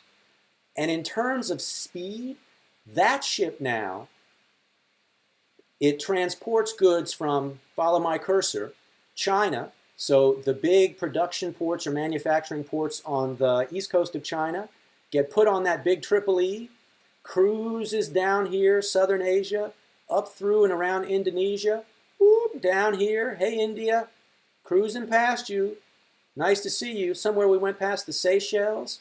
Oh, we're going to cruise up to the Red Sea, cruise up to the Suez Canal, well, Mediterranean, ancient Phoenicians, Hittites, cruising out, Straits of Gibraltar, Scylla and Charybdis, boom, here we are. We loaded in China, we unload in Europe. That's the supply chain. How long does it take? 20 days. 20 days. Imagine going back 500 years, 1,000 years, 1,500 years. Imagine going back to the Hittites during the Bronze Age, who had these trade routes. And now we have these trade routes. Right? Now, one of the things that these big ships do is they're actually really efficient, and they create less environmental degradation than other means of transportation. So on the left side of this slide, the circles here give you a sense of pollution. Now, we haven't talked about pollution or emissions yet. I'm just going to introduce it here. And what I want you to think about when it talks about greener transport, you see this all the time, right? Go green, carbon neutral, I drive an electric vehicle, so I'm better than you because you drive a combustion engine vehicle. You're going to talk in detail in discussion, and I'll come back and lecture in detail on this, about what we call the carbon footprint or the emissions footprint for all of our stuff. And carbon is used because carbon dioxide is produced when we burn or combust a fossil fuel. So if we combust coal, carbon plus oxygen equals CO2. When we combust oil, carbon plus oxygen equals CO2. When you drive a vehicle that's got gasoline or diesel, carbon plus oxygen produces CO2. And we know that CO2 absorbs heat in Earth's atmosphere, and we know that the absorption of heat in Earth's atmosphere is a direct cause for changing temperatures of Earth's atmosphere as well as the oceans. So these massive ships, these Maersk, 36,000 cars, their carbon footprint per ton, so per 1,000 kilograms of material per kilometer, is about 3 grams of CO2, compared to a regular freight on rail, so think of a train, 18 grams, so we went up by a factor of 3 to 18 is a factor of 6. If you put them on a truck, one of those big trucks you see driving around, Target or Amazon or whoever it is, 47 grams of CO2 per ton per kilometer. So we went from 3 to 18 to 47. 3 to 47, that's a factor of 15. And if you send it overnight, woo baby, overnight FedEx, 560 grams per ton per kilometer. That's a factor of 180. Woo, 190 almost. So they're big. Depending on your perception, they're big, they're ugly, they're beautiful. And it turns out they've got a much lower carbon footprint. So shipping now is transitioning to these massive ships. So in our textbook, which I don't make you buy, okay, and granted, I make no money from it if you do buy it, every chapter from chapter 7 to chapter 13 has a series of these images. And this is just like the one I showed you a couple of minutes ago. And all of them show you the same thing. So I don't want you to get sucked into the rabbit hole of these data. I just want you to follow and listen to my voice. If you look at the New York City skyline here in the photograph, and we've got One World Trade Center right here. So this is the new World Trade Center built after the original 2 towers were destroyed September 11th, 2001, 9/11. What is the backbone for all of the buildings? It's steel. What is steel made of? Steel is made of iron. So again, all I want you to see are the trends from 1960 through 2013 as a function of the increase in consumption. Just look at the trends. The amount of steel that we use increases every single year. The amount of iron that we have to mine to produce the steel increases every year. These other metals, molybdenum and nickel, we add those to iron to change the properties of steel. They increase year over year. Now, it's not a perfect positive slope. There are ups and downs, and we'll come back and hit those later in the term. Just take away the big picture. They increase. We get back to copper. Copper is the backbone for our electricity infrastructure. It's in every wind turbine. Every commercial wind turbine, like you see here, has 4 tons or 4,000 kilograms of copper. And what do? We consume today about 350 more percent copper every single year than we did in 1960. Every year, 350% more, right? We look at aluminum, the new F-150 truck, right? It's got aluminum plus iron to make the body of the truck. Aluminum, we consume 900% more aluminum today than we did in 1960. 900%. And it's used in lots of products. We use aluminum to make cans. We use aluminum in the F-150. We use aluminum in other things. We've got other metals like magnesium, titanium. Titanium is used to make golf clubs. We see that we increase year over year the proportion of titanium that we use. We get to technology elements, rhenium, indium, gallium.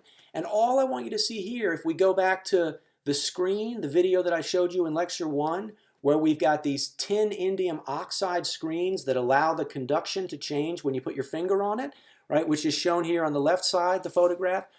All I want you to see is this is stuff, and this stuff comes from nature. If you look at gallium, we consume almost 2,000% more gallium per year today than we did in 1960. And the same holds for all of these metals. Indium is about 1,000% more. Now in 1960, we didn't have smartphones. So with the invention of all this technology, we're increasing the amount of stuff. Then we look at other elements in the periodic table. You know, one that I'll highlight down here on the lower part of the graph is arsenic. And you can see that arsenic, it's been roughly 0%. Some years we actually dip lower. Arsenic, if you look at the photograph top left, arsenic trioxide, so ASO3, is used as a chemotherapy drug agent to treat, among other types of cancer, promyelocytic leukemia. And I'm sure I just butchered that. But arsenic trioxide, we actually put it in your body to help fight cancer. You probably didn't know that. Then we look at lithium, right? What do we use lithium for? Everybody here has heard of lithium-ion batteries. You've got a lithium-ion battery in your laptop, in your smartphone. If you've got a Tesla, I'm jealous. You've got tons of lithium-ion batteries in your Tesla. We now consume about 400% more lithium every single year than we used to in 1960. And if we look at projections, this is just the projected total worldwide lithium demand. Don't get caught up in the numbers. All I want you to see is 2017, 18, 19, 20, 21, every year we increase the amount of lithium that we use, which means there's a need to find more lithium. And we use lithium and other metals in batteries. So when we talk about lithium-ion batteries also contain the metal cobalt, the metal nickel, and the metal manganese. And if we increase the consumption of lithium-ion batteries, that means we're increasing the amount of lithium that we consume in green, the amount of cobalt that we consume in gray, the amount of nickel that we consume in green or blue. Yeah, that's definitely blue. And the amount of manganese that we consume in black. They go up and up and up and up and up. Stuff. Then we get to rare earth elements. You know, 1960, we really didn't have a need for rare earth elements.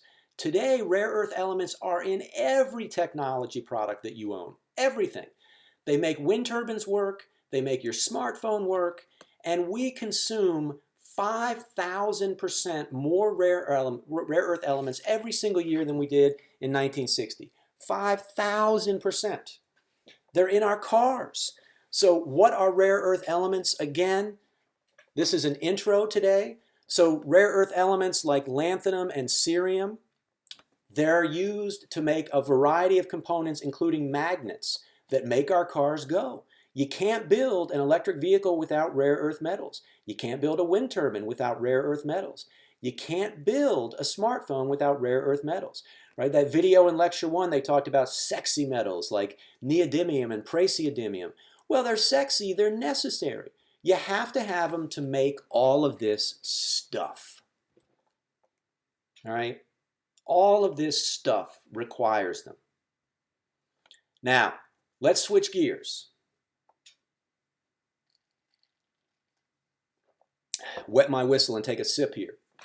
Now, at the end of lecture 1, I said something such as, life is amazing for everyone today relative to all of human history. And you got to take that with a grain of salt, right? I'm sure if you were the King of England in 1600, life was pretty good, but I bet you life is better for most people today than the King of England was in 1600. Is it awesome for everybody? Absolutely not. Now, how do we know that? Because unless you're an ostrich, it's in the news all the time, right? So is life awesome for everybody? Nope. And it probably never will be. But as far as I'm concerned, it is our moral obligation to improve the quality of life for every person around the planet. If you haven't, or if you have not heard of this, the Flint water crisis, please chat with me at office hours. It's not just something that's affected Flint. It has affected economically disadvantaged communities around the world and continues to do so. Give a shout out here, Dr. Mona Hanna Atisha. She earned her undergraduate degree in PITE. She was a program in the environment major at the University of Michigan, and then she went to medical school. Dr. Mona wrote this book called What the Eyes Don't See. It's a fantastic read. Guarantee you it's going to be a movie, and I'm just praying to God it doesn't have Ben Affleck in it, because I don't see movies with Ben Affleck. If you're a Ben Affleck lover, I'm the opposite. Anyway, she wrote a book about the Flint water crisis and the cognitive delay that she observed in children. She's a pediatrician in Flint, and she wrote the book about the cognitive delay that she started to observe in children in Flint. And the reason that they exhibit the cognitive delay is because of lead in the water, because of human error. And if you've watched the news recently, they're getting ready to charge former Governor Snyder in Michigan in criminal court with some charges around this. And it's a whole field. So this is actually a field I'm really interested in. And a couple of months ago, I organized and helped host a webinar that featured Garland Gilchrist. So lower left here, Garland Gilchrist II is also a University of Michigan alum. You can read his bio here on the right-hand side. Garland Gilchrist joined Jason Towe, also a PITE alum. Ember McCoy is currently a PhD student in the School for Environment and Sustainability. And it was a webinar where we focused on environmental justice or energy justice, different terms different people use. You can watch it if you go to the YouTube link down here. I really encourage you to watch it because it's a theme that will come back in this class over and over. And the photograph that I pulled top right, My Neighborhood is Killing Me, I want to now transition today to get you to think about how the human consumption of resources plays a role in systemic racism. And this is a term that I think gets thrown around a lot, and a lot of people have never sort of taken a step back to try and understand what do we mean when we say systemic racism. So I'm going to try and do my best here and do really encourage you to come to office hours and chat with me more about this. But let's see what I can do here to hopefully make this come alive for you. So on your screen, you've got two maps. And these maps are from this article here, bottom left. So Bridge is the name of a magazine, bridgemi.com. They write articles that I think are objective, unbiased, apolitical. And the map you can see, zoomed out version on the left-hand side. We've got Detroit and Lansing. And then on the right-hand side, we zoom in. Now, what are the colors? The colors give you a sense of the white and non-white population. So here by white, we mean me. We mean Caucasian people who are descendants of immigrant from Europe. I'm a descendant of an immigrant from Europe, multiple descendants of immigrants from Europe that came here in the 1800s and early 1900s. If we look at the non-white population, that is everyone who is not self-classified as Caucasian. And if you look at the colors, the color red means that more than 50%, so more than 1 out of 2 people who live in that particular area are non-white. If you look at the green colors, it means that less than 10% are non-white, or flipped the other way, more than 90% are white. Now, what do you see then by way of colors? Well, if you look at the map on the top left, you can look at Saginaw and Flint and Lansing and Grand Rapids and Battle Creek and Ann Arbor and Detroit. And what I want you to see right now is That's where you see red. You see all the red in Detroit and the suburbs, right? You see a very little bit of red here in Ann Arbor. You see red in Lansing, red in Flint, red in Saginaw, red in Cedar Rapids, Grand Rapids. I don't know why I said Cedar Rapids. Grand Rapids. Cedar Rapids is in Iowa. You don't see really any red in Kalamazoo. You see a little bit of red in Battle Creek. What these maps give you a sense of is the ethnic diversity in a particular area. If you then zoom in on the lower right, now we're looking in detail. We've got Ann Arbor here. Okay? We've got Novi, Wixom, West Bloomfield, Farmington Hills, Southfield. Here we've got Detroit. And you can look at this, and it's a map that's giving you some perspective on black and white. The areas that are red by census data, these are populated overwhelmingly by people of color. The areas that are green are populated by people who self-identify as Caucasian. And what I want to do now in the last part of today's lecture is I want to connect this to resources, right? I want to connect this to Home Depot and Lowe's and systemic racism. And I want to make sure that when everybody in this class looks at this map, you have a really good understanding of the concept of redlining, redlining, redlining. And I want you to have an understanding of why we see the segregation on the map that we see today. It is man-made. And I'm going to come back to the copper data here. Right? You already saw this slide earlier where we've got copper consumption from 1800 through about 2015. And I said I wanted you to focus on this time period here, right? We have roughly 100 years from 1800 to 1900, not much of a change. 1900, we start to see an increase in the consumption of copper, right? Change in slope, rise over run. And then right here about 1945, 1950, we see another change in slope. The rocket ship takes off. What caused that? And importantly, is there a relationship between this significant increase in consumption of copper and ethnic diversity, not only within the state of Michigan, but around the United States and increasingly around the world? And I'll tell you the answer is yes, and I'm going to convince you why. But first we're going to walk through a little bit of history. So what was significant about this time period, 1940? We had World War II. Right? And this is not a military history class, but all I want you to take away from here is if we go back to the United States during World War II, prior to World War II, the United States, our total military ranked something like 15th in the world. We were small, right? We were not the massive military powerhouse that we think of ourselves as today. We were small relative to all countries. I think in 1935, Romania had a bigger army than the United States did, a bigger total Department of Defense.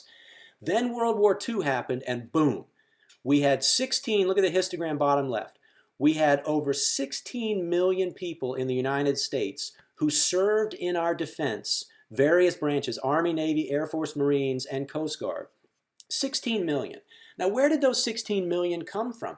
They came from all over the United States. They came from cities like New York and Boston and Flint and Saginaw and Grand Rapids and Detroit. They came from farming towns in the middle of nowhere, Iowa. They came from Cedar Rapids, Iowa. And what's significant is that when they all enlisted in the military and they traveled overseas or they traveled to military bases in the United States, they didn't, on average, move back home after World War II.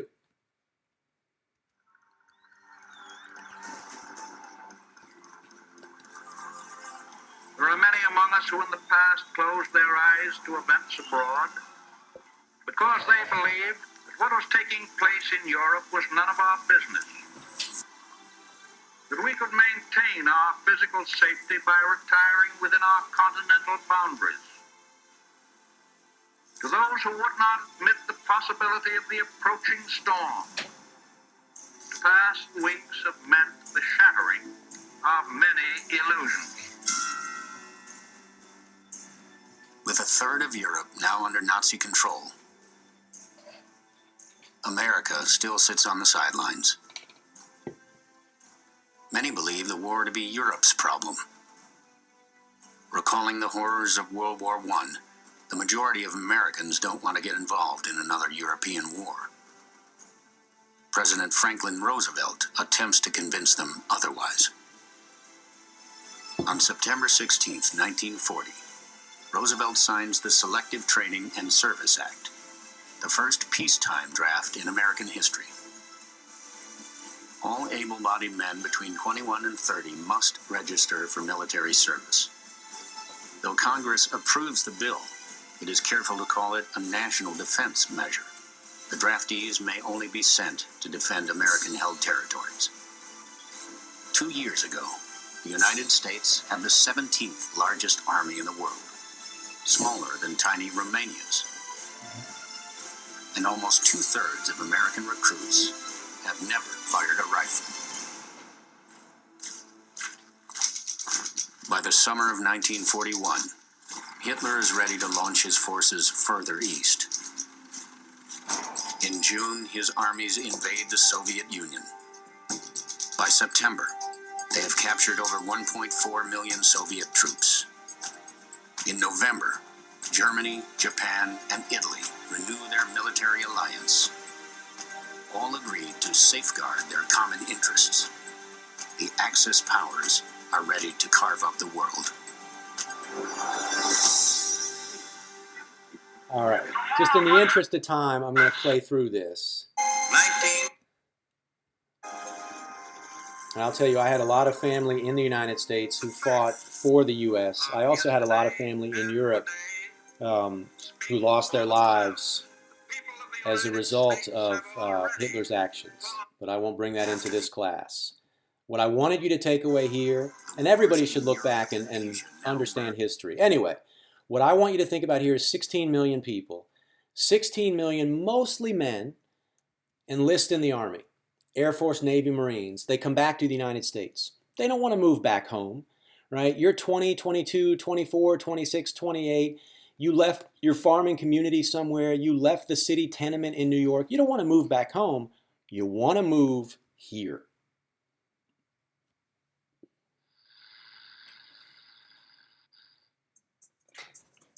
And not power lines. I just didn't edit that. As a result of Let me replay that. As a result of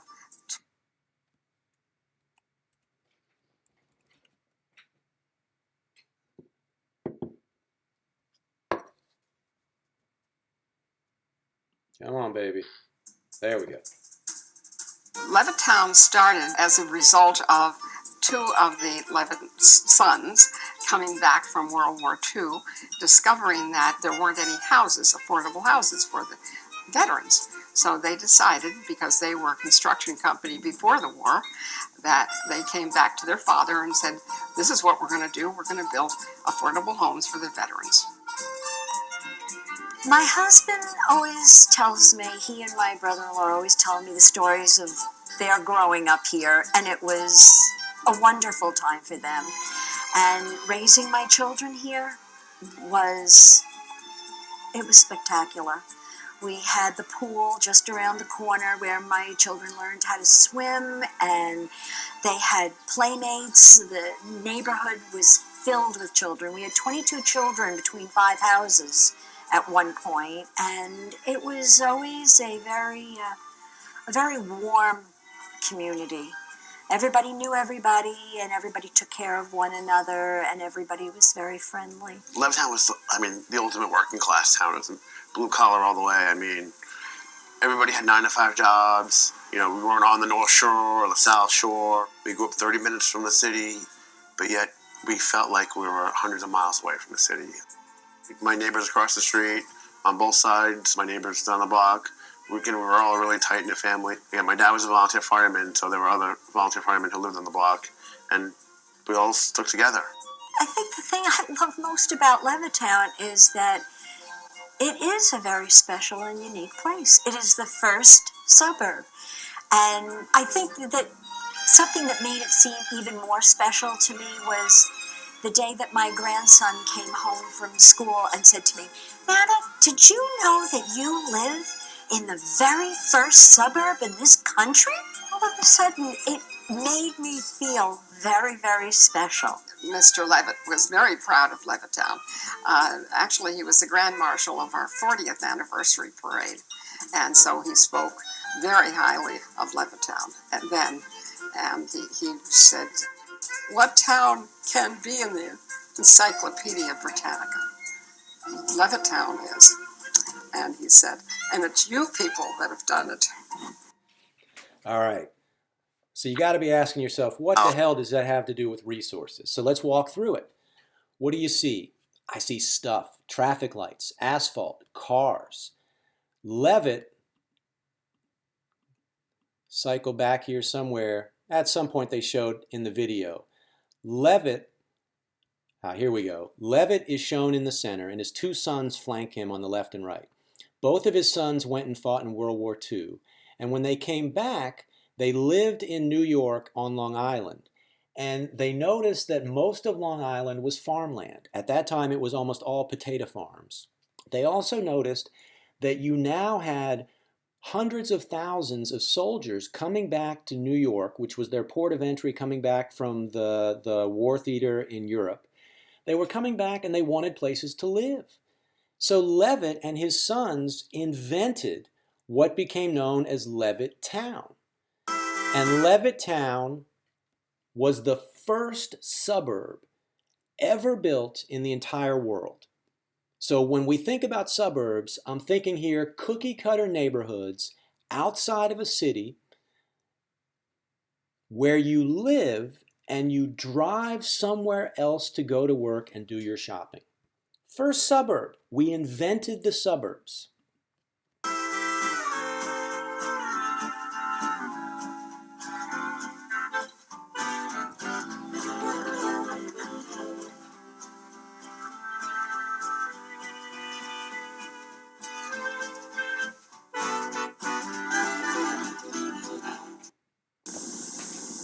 This is Mrs. Adams. Well, Mrs. Adams, we've been admiring your new home. Well, it's not so new. In fact, it's over 30 years old.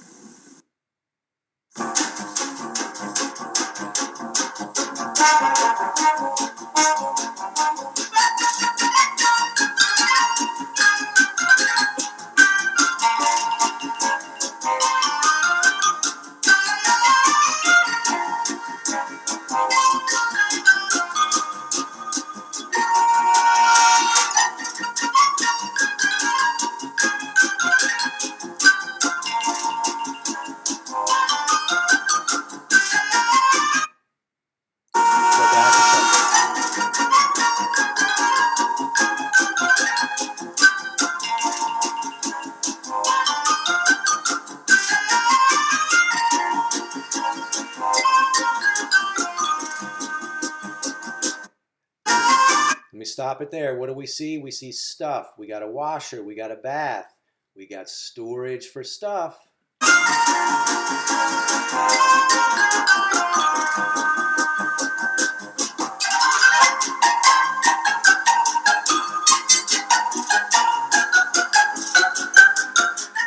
And then we got blueprints for the houses. So in the interest of time, I'm just going to scroll through this. And I just want you, here's what I want you to take away. This, we invented it. We invented the suburbs. We took these old farms, which themselves had been taken from indigenous communities. We took those farms, we carved them up into small lots of land. We built houses out of wood, out of aluminum. We put electricity in those houses. We used copper. The infrastructure included steel, which needs iron. And people flocked to these houses. Now, what does that have to do with resources and racism? Okay? Here was a snapshot. So by the way, if you're not familiar with New York, map on the top left, this is New York is most of the map upper left. Then we got Connecticut up here, and then we get up into Massachusetts. This is Long Island here, or depending on where you're from, Long Island. Okay, here's Long Island. And Levittown is this star right here. And Levitt is the last name of the family, L-E-V-I-T. And they invented Levittown. And these are actual photographs that they use to advertise on the left and right, lower left and right side. And I don't want you to get caught up in the details here other than the suburbs were an invention. And they sold these houses. So this went from potato field to suburb. And a lot of people listening right now, you probably grew up in a suburb like this, right? There's no, today we don't think of these as abnormal. They're normal. Most cities, Ann Arbor included, have lots of housing developments like this. And what's important to remember is in 1940, they didn't exist. As a concept, suburbs did not exist. You had people that lived in the city and you had people that lived in the country. That was it. You didn't have suburbs. You either lived in a city or in a town, or you lived in a rural area. Essentially, think of living on a farm. Suburbs were created, were ideated, were invented by the Levitt family, the father and two sons, at the end of World War II, when they recognized all of these soldiers coming home from having fought in various places around the world for the United States Department of Defense. They were going to be the consumers. If you build it, they will come. And they built Levittown, and then it took off, and there were other Levittowns. There was a Levittown, Pennsylvania, and now Levittown is everywhere. And they were very strategic. So what the Levitt family did, the father and sons, is they mass-produced these houses, and as the article here from 1953 says, Levitt plans low-priced homes suitable for any wage earner. So they were enticing you to come out and live in Levittown. You might work in New York City, but you'd leave the city at the end of the day, come home, and you'd live in what we think of now as the quintessential suburb. You had your swimming pools. Pay attention and look around. Who do you see is swimming? You all of a sudden had yards that really the only thing we have yards for is envy, right?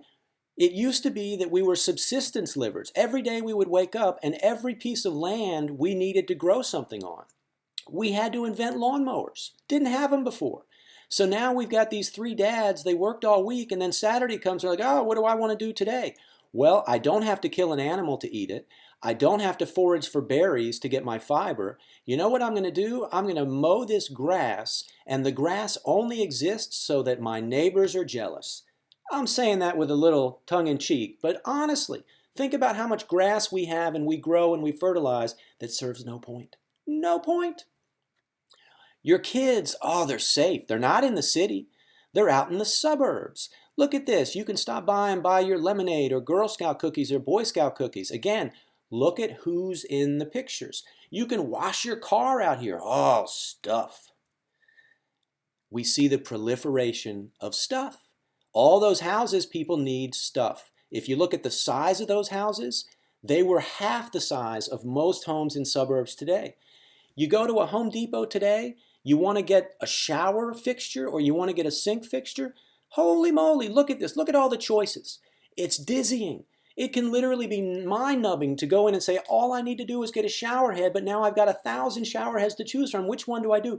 It causes your brain to go crazy.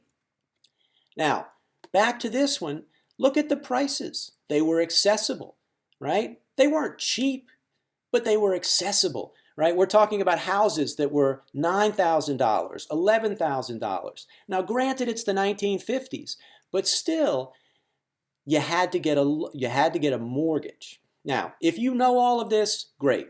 If you don't, listen. All of those soldiers came back from World War II. All of those soldiers wanted to buy houses in Levittown.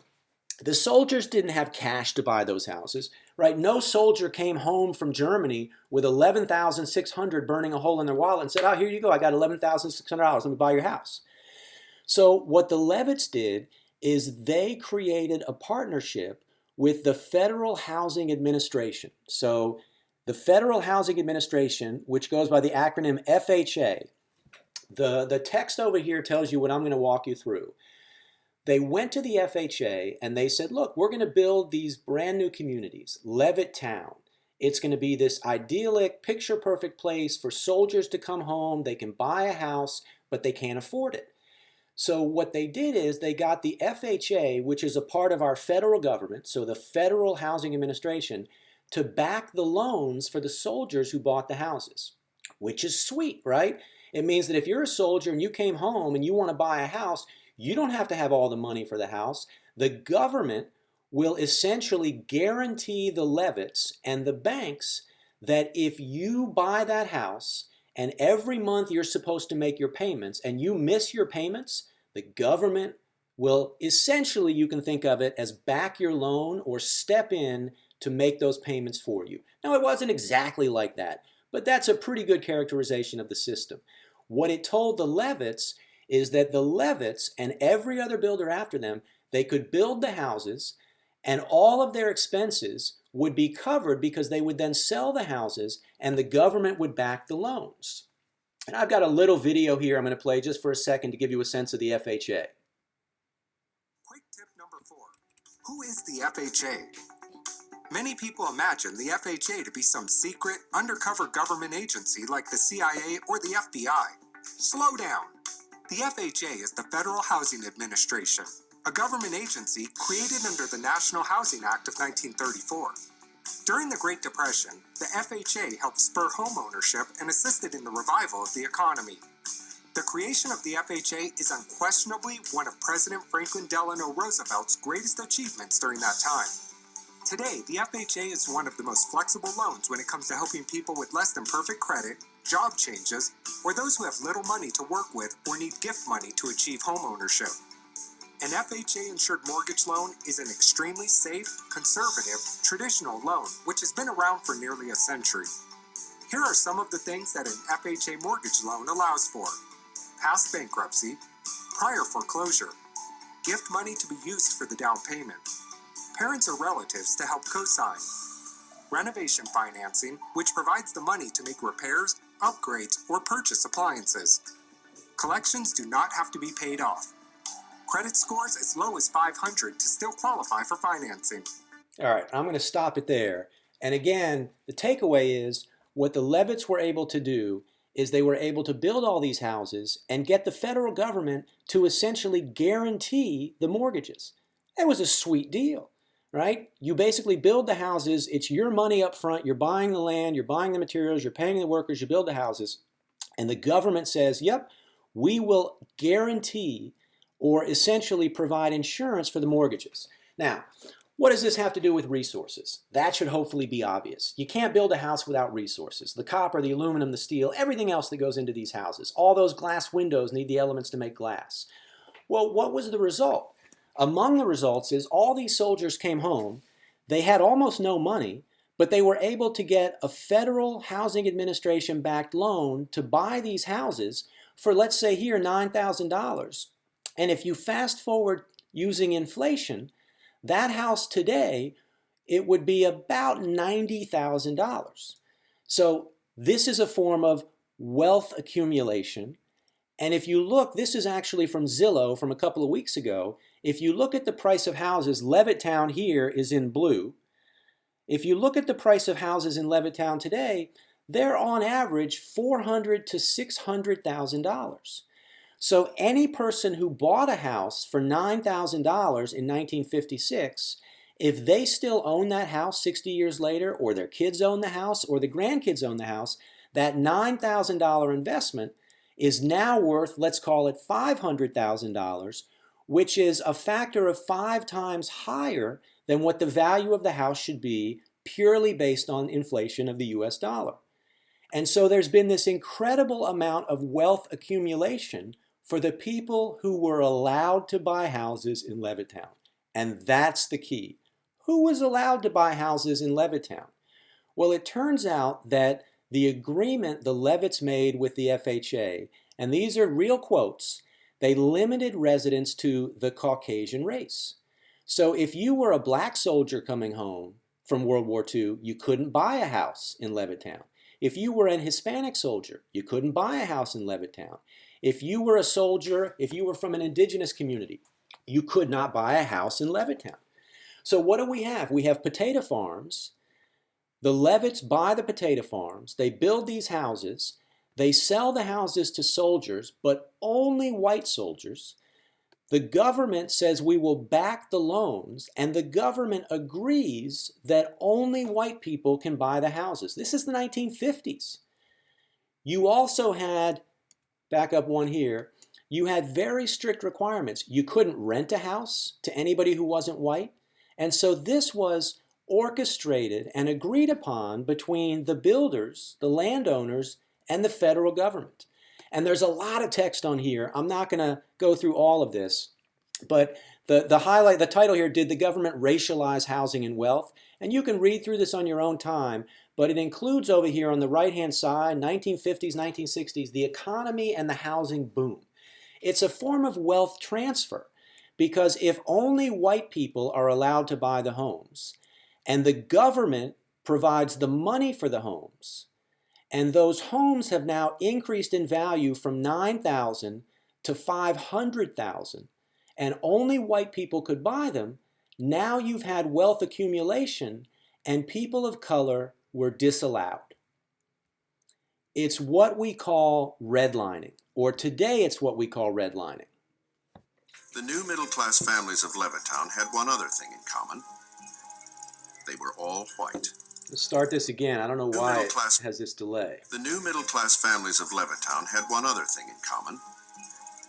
They were all white. I walked up to the salesperson and I said to him, "We're very interested in your house and we'd like an application." And I remember what he said to me. He looked at me, he said, "It's not me, but the management has not as yet decided whether he's going to sell these houses to Negroes or not." Ladies and gentlemen, this is William Levitt, who heads the largest home building firm in the world. Bill Levitt would become one of the richest men in America by providing architectural, not racial, equality. Unlike anything we ever encountered before. This is one of 4 models which are now being built throughout Levittown. The 4 models vary slightly in overall design, but each has the same number of rooms. Okay, and that's a short one. So this couple couldn't buy a house there, right? So what happens? You have a black soldier come back from World War II, you have a white soldier come back from World War II. The white soldier is able to buy a house, effectively no money down, the federal government backs the mortgage, and now that house passed down to their kids or their grandkids has become part of the family's wealth. The black soldier comes back from World War II and is not able to buy the house. The black soldier is forced to live somewhere where they have to rent. They can't buy a home. So they don't accumulate the same wealth that the white soldier accumulates. This is the reality. This is fact. This is objective.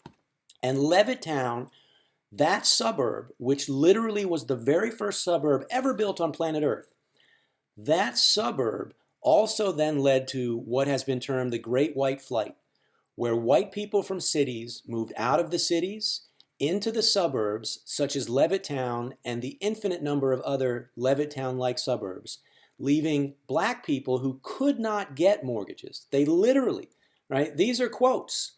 They could not get a mortgage. They were left to live in the cities. That's the reality, all right? I'm losing myself here. Let me just make sure. Okay. The new middle-class families of Levittown. That's the reality. And you see this around the world. To uncover and learn from history that deliberately excluded people of color from the first suburbs. Restrictions were written into some of the earliest property deeds, and those restrictions still exist today. CBS 2's Carolyn Gushoff has more from Levittown. Levittown, the nation's first suburb, built for returning soldiers after World War II, but whites only. Buried in the deeds, still the roots of racism. The tenant agrees not to permit the premises to be used or occupied by any other persons than members of the Caucasian race. Nassau legislator Carrie A. Szilagyi reading from a 1948 lease, and Levittown wasn't the only place with restrictive covenants dating back to the 1920s. Other places restricted Jews. It was obvious, it was institutionalized, it was systematic and systemic that a Jewish person would not be able, real estate brokers were involved, they would not show you a house in neighborhoods where you were not welcome. The Supreme Court declared them unenforceable by 1950, but the language is still engraved in thousands of deeds, unbeknownst to many homeowners. They have been removed in some places, but they do still linger in others. Michael Sheridan checked his Levittown deed and asked neighbors to do the same. A couple of them have said it's on there, which is kind of shocking. I think it's boilerplate language. It's in there, buried pages you're not looking at. You're just signing. It's disgusting. It's important. It's history. We shine light on it, that it doesn't continue to happen. It's why these lawmakers are proposing the creation of a Nassau County database using volunteers to search deeds and expose them. To help people understand so that they can take actions to keep recognizing the need to dismantle racist structures.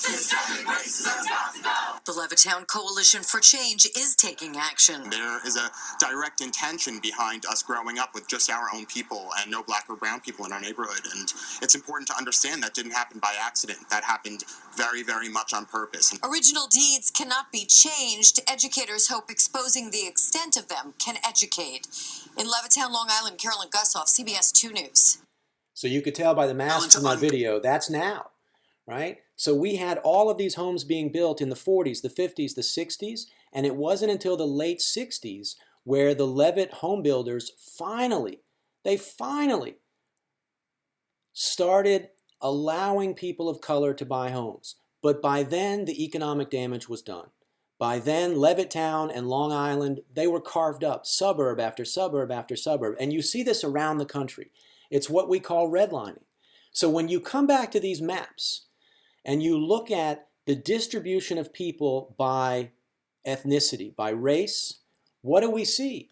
We see that all of these areas inside the city of Detroit, inside the city of Lansing, Flint, Saginaw, Grand Rapids, and elsewhere around the country, we see that the reason, or among the reasons, economically, that they are disproportionately the home of people of color is because the suburbs are the yellow and the blue and the green. Those suburbs are where white people could get mortgages backed by the government and black people could not. So here's one close to home. Symbols of peace and hope. Symbols of peace and hope. Bright colors and beautiful artwork adorn this wall at the Alfonso Wells Memorial Playground on Burwood in Detroit.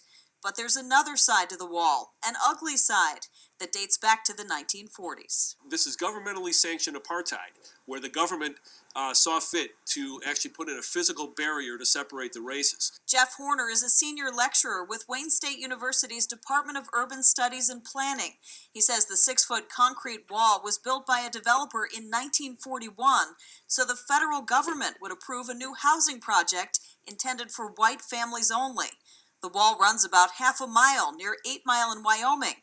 Without it, the project was considered too risky for investment. At least in some parts of history, there's a narrative of the federal government as an agent of progress. And there are examples of that. And then there are also very concrete examples of when the federal government required and sanctioned segregation, and not just in the South, right? This is right here in Detroit.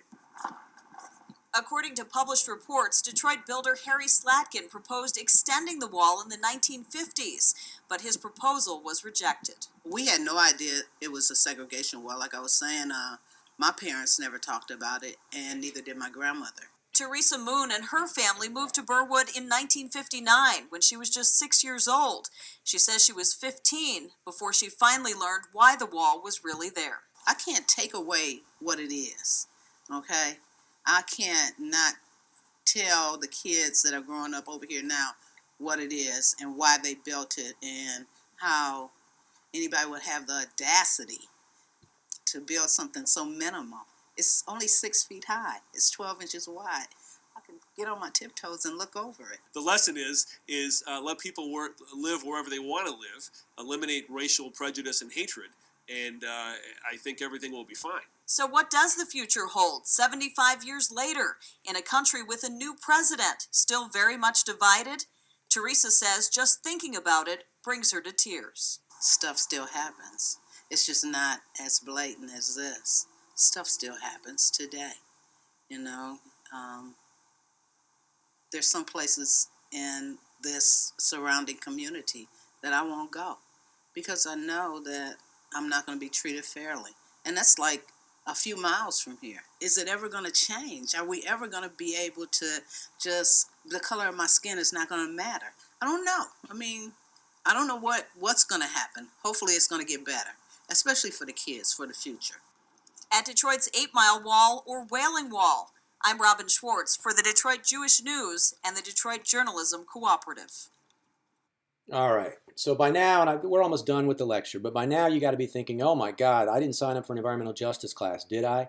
Well, you did. Everything is on the table here in this class. And again, it's related back to resources. And you see this all over the country. So here we have maps, top left, Philadelphia. I know one of you in this class right now is from Philadelphia. Maybe more. Doesn't mean you're a bad person. This is 1937. You weren't even a glimmer in God's eye at that point in time. On the right-hand side is Denver, 1938. Look at the colors. Okay, this is what we talk about when we talk about systemic racism. The federal government would back the mortgages for homes bought by white people, but not homes bought by black people. Even if the white people and black people had the same job, the same qualifications, the same education. They literally drew maps and they used lines that allowed the evolution of suburbs and cities to occur based on race. And as a result of what I said earlier, wealth transfer, you see today significant wealth accumulated by the descendants of the people who benefited, and you see the polar opposite for the people of color. So this is a great article. I think I got 2 slides left. This is a great article from the New York Times, came out in August 24. And I just did a video shot of the article. And the background, I'll go ahead and tell you, it's Richmond.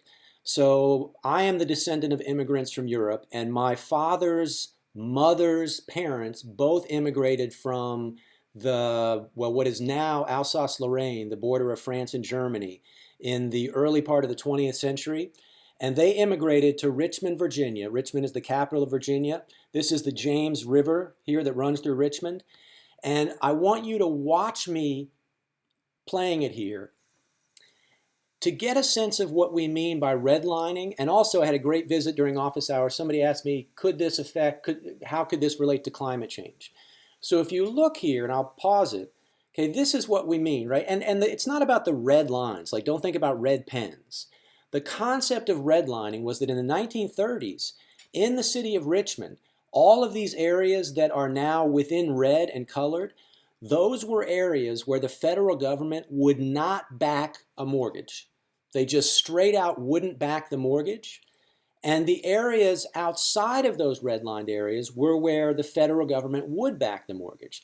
Now, unbeknownst to people of color, what it really was is the federal government would not back any mortgage for a person of color.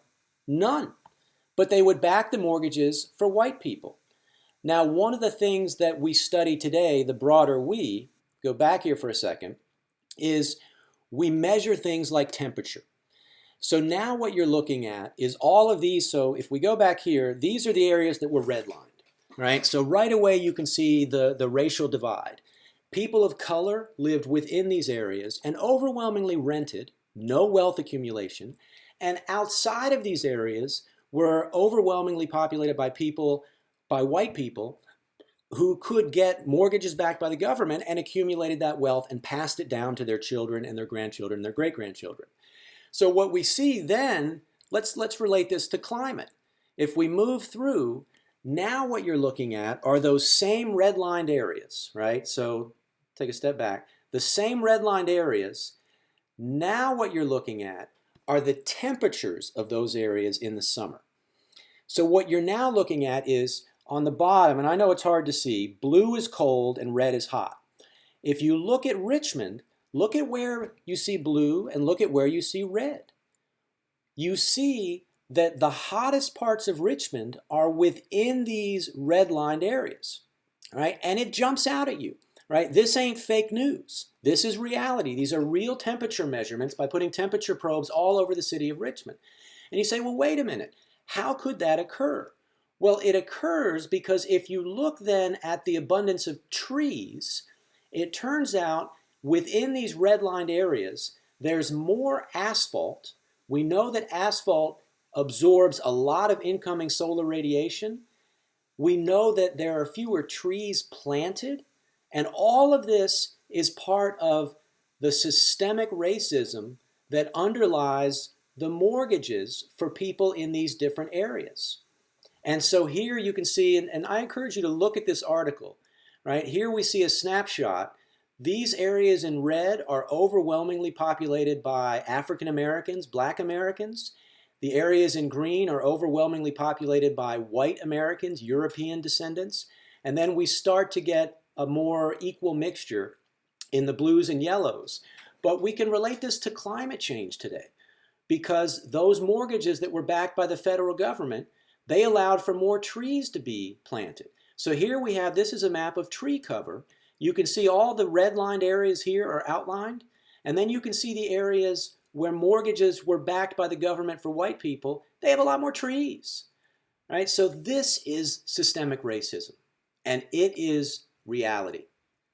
This is the last slide for today. This is what we now see in lots of cities around the country. And it's something that the current presidential administration, people in states and cities are paying attention to. So let me just break this down for you before you well, you're not going to fall asleep. You're probably excited and want another lecture. If we look at cities like Portland, Denver, Minneapolis, Jacksonville, we come all the way down. We've got Richmond down here. We have Detroit at the bottom. These grades up here, A, B, C, D, an A grade, according to the federal government, meant more white people. A D grade meant more black people. And so they would label areas hazardous with a grade of D, which meant that they wouldn't provide mortgage backing. Whereas the areas they graded A, they would provide mortgage backing. As a result of the next 50, 60, 70, 80 years, what we see is the evolution of wealth in areas populated by white people. Among the results is a lot more tree cover, less asphalt, more concrete. Asphalt absorbs more energy. Concrete reflects more energy. And so we now can see the effect of we can see one of the results, which is much higher temperatures on average for the areas that were labeled hazardous, which are overwhelmingly populated by African Americans. Now, if you're like me and you look at this, I'm praying you all have a what the fuck moment. What the fuck? And I want you to read the article, and I want you to meet with me during office hours. And I don't want you to just shove this off and say, oh, this doesn't have anything to do with me. I'm not telling you that if you live in a cookie cutter suburb, you have to sell your house and sell your house to an African American. I want you to take away from this lecture that we invented the suburbs. The invention of the suburbs meant that we significantly increased the amount of resources we consume starting around World War II. As we increased all of those resources that we consume, we only really made them available to white people. The government backed the mortgages for the white people, and as a result, after the original homeowners passed those houses down, all of a sudden when the mortgages were paid off, because you pay a mortgage typically off over 15 to 30 years, their descendants now have that wealth. So when you hear in the popular media this concept of systemic racism, wealth accumulation, wealth transfer, it is real. And now we can relate it to climate change. So happy to chat over office hours because I know there's a lot of stuff and I hope I've done a decent job connecting it. And I hope you enjoy the rest of your day.